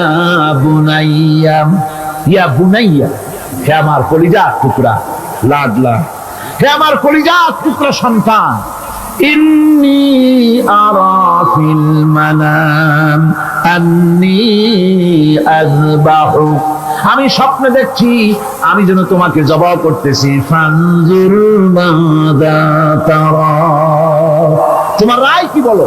আমি তো স্বপ্নে দেখছি যে আমি তোমার জবাব করতেছি, এখন তোমার রায় কি, তোমার মত কি? হযরত ইসমাঈল আলাইহিস সালাম শুনিয়া দিলেন দৌড়, নাকি না? হযরত ইসমাঈল আলাইহিস সালাম ধৈর্যের প্রতীক, তিনি কি কথা বললেন? তার মুখের কথা কোরআন শরীফে আল্লাহ পাক উঠায় দিলেন। হযরত ইসমাঈল বললেন, ইয়া আবাতি ফাআল মা তু'মারু সাতাজিদুনি ইনশাআল্লাহু মিনাস সাবিরিন। হে আমার পিতা, আপনি যে ব্যাপারে আদিষ্ট হয়েছেন আপনি তা পালন করুন, অবশ্যই আমাকে ধৈর্যধারীদের মধ্যে পাওয়া যাবে। সুবহানাল্লাহ। এক বর্ণনায় এসেছি, হযরত ইসমাঈল বললেন, আব্বাজান, আমি ধৈর্যধারীদের ভিতরে আমারে পাবেন, তবে জবাহ করার আগে আমার হাত পাটা একটু বেঁধে নেন, কারণ জবাহের যন্ত্রণায় আপনার গায়ে যদি আমার হাত পা লেগে যায় তো বেয়াদবি হয়ে যেতে পারে। আর আমি বলে আমার জমা হয়ে যাওয়ার পর আমার রক্ত মাখা জামাটা নিয়ে আমার মা হাজেরারে দিবেন, কারণ তাকে মা বলবার মতো আর তো কেউ নাই। হযরত ইব্রাহিম তাকে বাঁধবার জন্য প্রস্তুতি নিলেন। হযরত ইসমাঈল বলছেন, আব্বাজান বাঁধবেন না, বাঁধার প্রয়োজন নাই। বলে, কেন? একবার বাঁধতে বললে আবার তুমি নিষেধ করছো কেন? ছেলে বলছেন, আব্বাজান বাঁধবো না এই জন্যে, হয়তো কিয়ামতেই প্রশ্ন উঠতে পারে যে আল্লাহর হুকুমে রাজি ছিল না বলে হাত পা বাঁধা জবাহ করছে। আমি এই সুযোগ দিব না, আপনি জবাহ করেন, আমি এতটুকু নড়াচড়া করব না। ধৈর্যের চরম প্রতীক হযরতে ইসমাঈল আলাইহিস সালাম দেখাই দিয়েছেন ধৈর্য কারে কয়। আমার বন্ধুগণ, এই পৃথিবীর সবচাইতে ধৈর্যের বড় প্রতীক হতেছেন ইমামুল মুরসালিন, আশরাফুল আম্বিয়া, সাইয়্যিদুল মুরসালিন, জনাবে মুহাম্মাদুর রাসূলুল্লাহ সাল্লাল্লাহু আলাইহি ওয়াসাল্লাম। আমার বন্ধুগণ, সবচাইতে বড় ধৈর্যের প্রতীক তিনি। কাউকে একটা গালি দেন নাই জীবনে, কাউকে ঠাট্টা করেন নাই, কাউকে মারেন নাই, কারো মনে দুঃখ দেন নাই। তিনি দুঃখ পেয়েছেন, তিনি কাউকে দুঃখ দেন নাই। তিনি কষ্ট পেয়েছেন, কাউকে কষ্ট দেন নাই। আমার ভাইয়েরা, তায়েফের ময়দান, আমার নিজের চোখে তায়েফে যেদিন আমি তায়েফ দেখলাম, আমি তায়েফে ঢুকেছি, জীবনে কোনোদিন যাই নাই। রমজান মুবারকে আমি সেখানে গেলাম, আমাকে বসার জন্য তারা নিয়ে যাবে। আমি বললাম, আগে বসবো না, আমারে আগে নিয়ে যাও, আমার নবীকে কোন জায়গায় ওরা মেরেছিল সে জায়গাটা দেখাও। তায়েফের সেই গলিতে যখন আমি গিয়েছি, দুই দিকে পাহাড় দাঁড়ানো, তায়েফের লোক আমার সাথে ছিল, তারা বলল এই জায়গাটা প্রথম যেখানে চতুর্দিক থেকে নবীজিকে পাথর মারছিল আর আল্লাহর নবী বেহুশ হয়ে পড়ে গিয়েছিলেন। 3টা দিন না খাওয়া, হযরতে খাদিজা নাই, আবু তালিব নাই, মক্কায় জায়গা নাই পা রাখার। নবীজি 3টা দিন ঘুরলেন। নেতারা বলল, তুমি যদি নবী হবে তো এতিম হলে কেন? আল্লাহ নবী বানাবার জন্য কি একটা ধনী মানুষ পায় না? তোমার মতো এতিম আর গরিবের নবী বানাইলো কেন? আল্লাহ নবী 3 দিন পর যখন দেখলেন কেউ দাওয়াত শোনে না, কেউ মানে না, কেউ গ্রহণ করে না, তখন তিনি নেতাদের অনুরোধ করলেন, ঠিক আছে দাওয়াত তো কবুল করলে না, তবে একটা কাজ করো, অন্তত আমি যে তায়েফে আসছিলাম এই খবরটা মক্কায় দিও না, ওরা আরো অত্যাচার বাড়ায় দেবে। এই কাফিরগুলি খবর তো মক্কায় পাঠালো, আর সমস্ত যুবকদেরকে লেলিয়ে দিল। যুবকেরা চতুর্দিকে দাঁড়াইছে, রাসূলকে পাথর মারা শুরু করে দিল। আমি যখন রেল লাইন থেকে হাঁটি, যখন রেল লাইন কোনো সময় দেখি, রেলের পাথরগুলি দেখলে আমার মাথায় যেন কেন তায়েফের কথা মনে এসে যায়। আরে মানুষের গায়ে পাথর মারলে কি অবস্থার সৃষ্টি হয়? পাথর নূরের শরীর, রহমতের শরীর, কিটি কিটি রক্ত ঝরছে। নবীজিকে জোর করে উঠাইয়া জবরদস্তি করে হাঁটার জন্য তারা ধাক্কা মারতেছে। আবার কিছুদিন গিয়ে নবীজি আবার বেহুশ হয়ে পড়েছেন, এইখান থেকে আবার উঠাইছে, আবার ধাক্কা মারতেছে। 3 নম্বরের আরেকটা জায়গা আছে যেখানে ভাঙ্গা একটা মসজিদ। তায়েফের লোকেরা আমাকে বলল, এই জায়গাটা হলো শেষ জায়গা যেখানে রাসূল করিম তৃতীয়বারের মতো বেহুশ হয়েছিলেন, এখানেই হুজুরের রক্ত ঝরেছে বেশি। 2 রাকাত নামাজ পড়লাম, সিজদায় পড়ে এমন কান্না কাঁদলাম আল্লাহর কাছে। নবীজি যখন হুঁশ এসেছে, হযরতে জিবরাইল বলেন, ইয়া রাসূলুল্লাহ, আপনার এই কষ্ট দেখে ফেরেশতারা কাঁদতেছে, আপনি অনুমতি দিয়ে দেন এই 2 পাহাড়কে মিলাইয়া সমস্ত তায়েফবাসী কাফেরগুলি মাটির সাথে মিশাইয়া দেই। নবীজি বললেন, জিবরাইল, আমি যদি হুকুম করি আর আমার হুকুম মতো যদি এই কাম করো, একটা কাফেরও যদি না বাঁচে তাহলে কার মুখে পৌঁছাবো লা ইলাহা ইল্লাল্লাহু মুহাম্মাদুর রাসূলুল্লাহ। আমার ভাইরা, হযরত সাল্লাল্লাহু আলাইহি ওয়াসাল্লাম উঠে বসলেন। এমন সময় হযরতে যায়েদ শরীরের রক্তগুলি মুছে দিতেছেন। হযরত সাল্লাল্লাহু আলাইহি ওয়াসাল্লাম বসে 2খানা হাত উত্তোলন করলেন। নবীজির চোখ থেকে পানি গড়ায় পড়তেছে। আরে কেউ নাই, আল্লাহ ছাড়া কেউ নাই সাহায্য করার। নবীজি হাত তুলে মোনাজাত করতেছেন, চোখ দিয়া পানি পড়ে দাড়ি ভিজে পড়তেছে, গায়ে দিয়া রক্ত ঝরতেছে। নবীজি কি দোয়াটা করলেন? বদদোয়া করলেন না, গজব দিতে বললেন না। নবীজি দোয়া করলেন, রব্বুল আলামিন, এই তায়েফের লোকেরা আজকে আমার সাথে যে ব্যবহারটা করেছে, ওরা বোঝে নাই যে আমি তোমার নবী, ওরা বোঝে নাই যে আমি তোমার রাসূল, না বুঝে আমার উপরে যে অত্যাচারটা করলো, আল্লাহ তুমি এই জন্য রাগ করে এই তায়েফে তুমি গজব দিও না। আল্লাহ পাক পরবর্তী সময় হুজুরকে স্মরণ করায় দিলেন, ওয়া মা আরসালনাকা ইল্লা রাহমাতাল লিল আলামিন। ও নবী, আপনি হচ্ছেন আমার সমস্ত সৃষ্টি জগতের জন্য, আপনি আমার রহমত, আমার গোটা বিশ্বের জন্য আপনার, আমার সৃষ্টি জগতের জন্য আপনি আমার করুণা। একটা লোক রাসূলের এই কষ্ট দেখে বাগান থেকে 1 গ্লাস আঙ্গুরের শরবত এনে হাজির করেছে। এত কষ্টের পর 3 দিনের না খাওয়া আঙ্গুরের একটা শরবত পাইয়া হুজুর খুব খুশি হলেন। শরবত গ্লাস পান করে হুজুর বলছেন, তোমার নাম না আফতাস? তিনি বলছেন, হ্যাঁ হুজুর, আমার নাম আফতাস। তোমার বাড়ি না ইউনূস আলাইহিস সালামের গ্রামে? বলে, হ্যাঁ, আমার বাড়ি সেই গ্রামে। তা আপনি কি করে জানলেন আমার নাম আফতাস আর আমার বাড়ি ইউনূস আলাইহিস সালামের গ্রামে? আপনি জানলেন কি করে? হুজুর বললেন, আমি নবী, হযরত ইউনূস নবী, একজন নবীর খবর আর একজন নবীর কাছে থাকে। রাসূল করিম সাল্লাল্লাহু আলাইহি ওয়াসাল্লাম সবর ইখতিয়ার করেছিলেন, ধৈর্য অবলম্বন করেছিলেন, আর আল্লাহ পাক তাকে নির্দেশ করেছেন, সবর করো।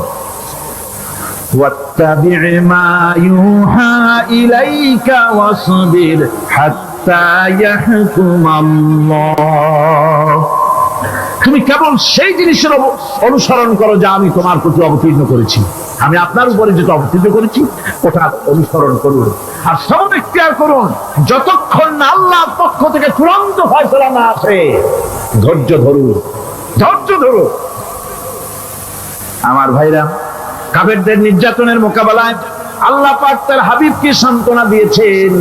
যখন কাফেররা নির্যাতন করতেছে, আরে হযরতে বেলাল নির্যাতিত, হযরতে সুমাইয়া নির্যাতিতা, হযরতে খাব্বাব, হযরতে খুবাইব, হযরতে আম্মার রিদওয়ানুল্লাহি তাআলা আলাইহিম আজমাইন, এত মার হতেছে। হযরতে ওমর হযরতে খাব্বাব রাদিয়াল্লাহু তাআলা আনহুকে খোলা গায়ে দেখে বলছিলেন, খাব্বাব রে, তোমার পিঠে এত গর্ত কেন? এত গর্তওয়ালা পিঠ তো আমি মানুষের দেখি নাই, এত চিকুন কোমরওয়ালা মানুষও তো দেখি নাই। তিনি বলেছেন, ওমর, তুমি কি ভুলে গেছো ইসলাম কবুল করার অপরাধী কাফির বেঈমানেরা আগুন জ্বালায়া আংটা আগুনের উপরে আমাকে চেক করে শোয়াছে, আমি যেন নড়াচড়া করতে না পারি সেজন্য আমার বুকের উপরে পাথর চাপা দিয়ে রেখেছিল।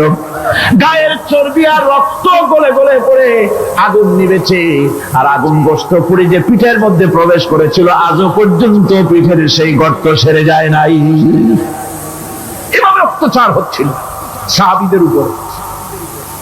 আল্লাহ রাব্বুল আলামিন তার হাবিবকে সান্ত্বনা দিলেন, واصبر وما صبرك إلا بالله ولا تحزن عليهم ولا تك في ضيق مما يمكرون হে রাসূল সবরের সাথে কাজ করতে থাকুন আপনার এই সবরের তৌফিক তো আল্লাহই দিয়েছেন আর ওদের সমস্ত ষড়যন্ত্র ওদের অপকৌশলে আপনি দুঃখিত হবেন না চিন্তা করবেন না ভারাক্রান্ত হবেন না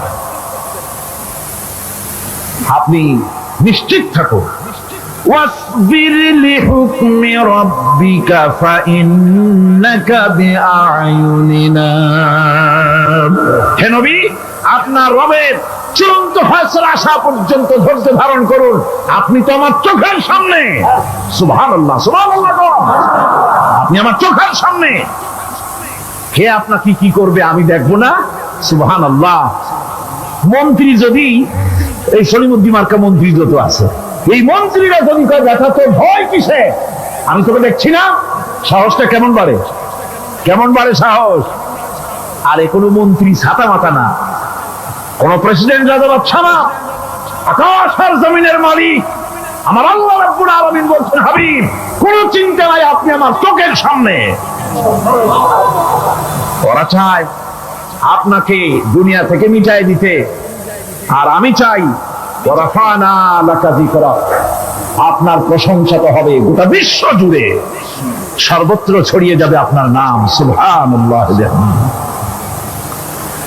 আল্লাহ পাক অন্যত্র বলেছেন ওয়ালাকাদ কুযিবাত রুসুলুম মিন ক্বাবলিকা ফাসাবারু আলা মা কুযিবু ওয়া উযু হাত্তা আতাহুম নাসরুনা হে মুহাম্মদ সাল্লাল্লাহু আলাইহি ওয়াসাল্লাম আপনার পূর্বে অসংখ্য নবী রাসূল এই পৃথিবীতে আসছে এবং জুলুম আর নির্যাতনের শিকার তারা হয়েছেন অবশেষে তাদের প্রতি আল্লাহর সাহায্য এসেছে সুতরাং আপনাকেও ধৈর্য ধারণ করতে হবে ধৈর্য ছাড়া কোনো পথ নাই ধৈর্য আপনাকে ধারণ করতেই হবে আর এই ধৈর্য ধারণ করলে পরে আল্লাহর চূড়ান্ত ফয়সালা আসবে তখন আল্লাহ পাক মেহেরবানি করবে আমার ভাইরা এই ধৈর্য পৃথিবীর সমস্ত পয়গম্বরেরা ধৈর্য অবলম্বন করেছেন কখনো অধৈর্য হন না দিন কায়েমের সংগ্রামে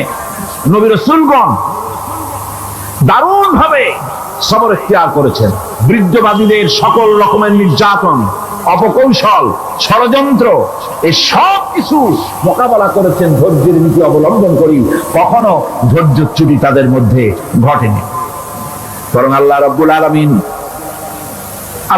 আলামিন তাদের প্রতি সন্তুষ্ট হয়েছেন যারা এই ধৈর্য ধরেছেন তাদের উপরে সন্তুষ্ট হয়ে আল্লাহ রাব্বুল আলামিন বলেছেন ওয়া কাআইয়্যিম মিন নাবিয়্যিন কাতালা মাআহু রিব্বিয়ুন কাসীর এর আগে অনেক নবী এসেছিলেন যাদের সাথে বহু আল্লাহওয়ালা লোক লড়াই করেছেন فما وهنوا لما أصابهم في سبيل الله وما ضعفوا وما استكانوا আল্লাহর পথে তাদের উপর যত বিপদ এসেছিল তারা হতাশ হয়ে পড়েন নাই দুর্বলতা দেখাননি বাতিলের সামনে মাথাও নত করেন ওয়াল্লাহু ইউহিব্বুস সাবিরিন আর আল্লাহ পাক ধৈর্যশীল যারা তাদেরকে আল্লাহ পাক ভালোবাসেন আমার ভাইরা ধৈর্যের পরিচয় রাসূল করিম সাল্লাল্লাহু আলাইহি ওয়াসাল্লাম উহুদের ময়দানে যখন আক্রান্ত হয়ে গেলেন চতুর্দিকে কাফেররা ঘিরে ধরেছে বাঁচার কোনো পথ নাই সাহাবায়ে কেরাম রাসূলকে পাহারা দিলেন যারা রাসূলকে পাহারা দিতে দাঁড়াইছেন জীবন দিয়া পাহারা দিতে দাঁড়ায় গেছে রাসূলের দিকে মুখ দিয়া পিঠটা বাইরের দিকে দিয়ে রাসূলকে পাহারা দেওয়া শুরু করেছেন হুজুরকে পাহারা দিতে যারা দাঁড়িয়েছিলেন কাফের কর্তৃক নিক্ষিপ্ত কি তীরগুলি এসে যখন বিঁধতেছিল শুধু একজন সাহাবী হযরত তালহার পিঠের ভিতরে রাসূলকে হেফাজতের জন্য 80টা তীর একজনের পিঠের মধ্যে গিয়ে ঢুকেছে এক অসতর্ক মুহূর্তে নবীজির জানবা মোবারক শহীদ হয়ে গেল, শিরস্থান ভেঙে গেল, লোহার কড়া প্রবিষ্ট হয়ে গেল কপালের ভিতরে। হুজুর মাথা ঘুরে পড়ে গেলেন। হযরতে আবু উবাইদা রাদিয়াল্লাহু তাআলা আনহু হুজুরের মস্তক মোবারককে করে করে নিয়ে তারপরে বহু কষ্ট করে মাথা থেকে লোহার কড়া বের করলেন। এবার ওই কড়ার ছিদ্র দিয়ে রক্ত আসতেছে, মুখ দিয়ে রক্ত পড়তেছে, দাড়ি ভিজে যাচ্ছে। বুখারী শরীফে এসেছে, আল্লাহর নবী দুইখানা হাত নিজের চেহারার উপরে বলে আনে, টাটকা রক্ত চোখের সামনে দেখে বলছেন, আহারে এই কওমের হালাত কি করে হবে, এই কওমের মুক্তি কি করে হবে, এই কওমের নাজাত কি করে হবে, যে কওম তার নবীর চেহারা রক্ত দিয়ে আল্লাহ বানাইয়া দিল। নবীজি বললেন, আল্লাহুম্মা গফিরলি কওমি ফাইন্নাহুম লা ইয়ালামুন। আয় আল্লাহ পাক, আমার এই কওম বুঝতে পারে না, ওদেরকে মাফ করে দাও। খবর ছড়িয়ে গেল নবীজি শহীদ হয়ে গিয়েছেন। খবর ছড়িয়ে গেল চতুর্দিকে, মদিনায় খবর ছড়িয়ে গেল। মানুষ পাগলের মতো দৌড়ানো শুরু করে দিল। এক মেয়ে লোক দৌড়াচ্ছে ওহদের দিকে, কয়েকজন সাহাবীর সঙ্গে দেখা। তারা জিজ্ঞেস করলেন, দৌড়াও কেন মহিলা, যাও কই? কয় ওহদের দিকে যেতেছি। কয় যায় তো কোনো লাভ নাই, যেহেতু তোমার যে স্বামী এসেছিলেন জিহাদের ময়দানে তিনি তো শহীদ হয়ে গেছেন।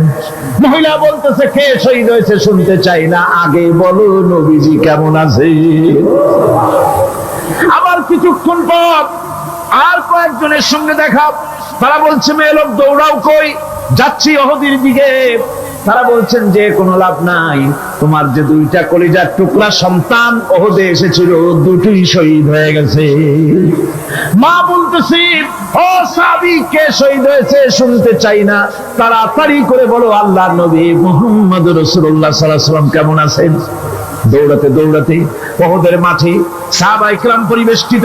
আল্লাহর নবীর কাছে গিয়ে হুজুরের জীবিত চেহারা মোবারকের দিকে তাকায়া মেয়ে লোকটি কাঁদতেছে আর বলতেছে, ইয়া রাসূলুল্লাহ, আমার স্বামী মরাসুক, আমার কলিজার টুকরা দুইটা সন্তান মরাসুক, আমার কলিজা থেকে মুছে গেছে, আপনি বেঁচে আছেন, তামাম মুসলমানদের এর চাইতে বড় সান্ত্বনা আর নাই। ভাইরা আমার, রাসূল করিম সাল্লাল্লাহু আলাইহি ওয়াসাল্লাম এভাবে করে ধৈর্যের পরিচয় দিয়েছেন। গালাগালি দেন নাই, রাগ করেন নাই, বদদোয়া করেন নাই। সুবহানাল্লাহ কোন, সুবহানাল্লাহ। ভাইরা আমার, এই সবর এমন মহান বৈশিষ্ট্য, এর মধ্যে রয়েছে জিহাদের ময়দানে যদি লোক কম হয় আর যদি তাদের মধ্যে সবর থাকে, বেশি সংখ্যক লোকের উপরে আল্লাহ পাক সবরকারীদেরকে বিজয়ী করে দিবেন। কোরআনে কারীমে রব্বুল আলামিন বলেন, কাম মিন ফিয়াতিন কালিলাতিন গালাবাত ফিআতান কাসীরাতাম বিইذনিল্লাহ ওয়াল্লাহু মা'আস সাবিরিন। এমন ঘটনার বহু নজির আছে যে কম সংখ্যক লোকেদের উপরে আল্লাহ পাক, বেশি সংখ্যক লোকেদের উপর আল্লাহ পাক কম সংখ্যক লোকদেরকে জয়ী করে দিয়েছেন। আল্লাহু মা'আস সাবিরিন, আর আল্লাহ আছে ধৈর্যশালীদের সাথে। আল্লাহ আছে কাদের সাথে? দেখেন না বদরের কামটা, বদরের ময়দান, 313 জন মুসলমান, অস্ত্রপাতি নাই, সামান্য সামান্য অস্ত্র, আর কাফেররা এসছে হাজারেরও বেশি। আমার বন্ধুগণ, ধৈর্য কত বড় কাম দিল, ধৈর্য ধারণ করেছেন তারা, আল্লাহর উপরে ভরসা করেছেন। আল্লাহ রাব্বুল আলামিন অস্ত্রের কাজ কি দিয়া করায় দিলেন। একজন সাহাবী এসে বলছেন, হুজুর জিহাদের ময়দান, ইসলামের প্রথম জিহাদ, আমার কাছে তো অস্ত্র নাই, মেহেরবানি করে একটা অস্ত্র আমারে দেন, আমি লাফায় পড়ি জিহাদের মধ্যে। হুজুর বলেন, অস্ত্র তো আমার কাছে নাই, দিবটা কি? সাহাবী বলছেন, হুজুর অস্ত্র না থাকে যা পারেন তাই দেন, আপনার হাত দিয়ে যা দিবেন আমি দাঁড়ায় থাকতে পারবো না, জিহাদে আমাকে শরীক হতেই হবে। নবীজি কাছে পেলেন একখানা শুকনা খেজুরের ডালখানা তুলে সাহাবীর হাতে তুলে দিলেন। সাহাবী বলেন, রাসূলের হাতের দেওয়া শুকনা খেজুরের ডালটা নিয়ে আমি যখন কাফেরদের ভিড়ের মধ্যে ঝাঁপায় পড়ে যখন শুকনা খেজুরের ডাল দিয়ে আঘাত দিলাম, তখন ধারালো তরবারি দিয়ে আঘাত করলে যে কাম হয়, শুকনা খেজুরের ডালের আঘাতে কাফের বিখণ্ডিত হয়ে জমিনে পড়ে গেল। ভাইরা আমার, আল্লাহ রাব্বুল আলামিন সবর যারা করে সংখ্যা যদি কম হয় আল্লাহ পাক তাদেরকে বিজয়ী করে দেবেন, এই ওয়াদা আল্লাহ রাব্বুল আলামিন করেছেন। এই সবরের গুণ ছাড়া জান্নাতেও প্রবেশ করা যাবে না, সবর যদি না থাকে বেহেশতে যাওয়া যাবে না। ভালো করে মনে রাখেন, আল্লাহ পাক বলছেন আম্মা হাসিবতুম আন তাদখুলুল জান্নাতা ওয়া লাম্মা ইয়া'লামিল্লাহুল্লাযীনা জাহাদু মিনকুম ওয়া ইয়া'লামাস সাবিরিন। তোমরা কি মনে করেছো এমনি বেহেশতে চলে যাবা? এটা কি মামু বাড়ির আবদার নাকি? এমনি বেহেশতে চলে যাবা? অথচ আল্লাহ রাব্বুল আলামিন এখনো দেখেন নেননি যে তোমাদের মধ্যে কারা জিহাদ করতে প্রস্তুত, কারা তোমাদের মধ্যে জিহাদ করে জান দেওয়ার জন্য প্রস্তুত, আর কারা ধৈর্যধারী, এটা তো আল্লাহ এখনো দেখে নেন নাই। সুতরাং হক এবং বাতিলের সংগ্রামে লিপ্ত হতে হবে। আল্লাহ দেখতে চান কারা জীবন দিতে চায়। সুতরাং ইসলামী আন্দোলনে যারা শরীক হবে তাদের বিপদ এবং মুসিবত দিয়ে আল্লাহ রাব্বুল আলামিন তাদের সাহসিকতা এবং ধৈর্যের পরীক্ষা নিবেন। কোরআনে কারীম বলছে وَلَنَبْلُوَنَّكُمْ حَتَّى نَعْلَمَ الْمُجَاهِدِينَ مِنكُمْ وَالصَّابِرِينَ وَنَبْلُوَ أَخْبَارَكُمْ। অবশ্যই আমি তোমাদেরকে পরীক্ষার সম্মুখীন করব, আর তোমাদের মধ্যে সত্যিকার মুজাহিদ দৃঢ়তা অবলম্বনকারী কারা আমি তা দেখব। এটা যেন আমি দেখে নিতে পারি, সেই জন্য আমি বিপদ এবং মুসিবতের মধ্যে তোমাদের ফেলবো। ধৈর্যধারীদের উপরে আমার রহমত অবশ্যই থাকবে। সবর এমন এক সম্পদ যা ধারণ করলে পরে আল্লাহ রাব্বুল আলামিন রাষ্ট্রীয় ক্ষমতা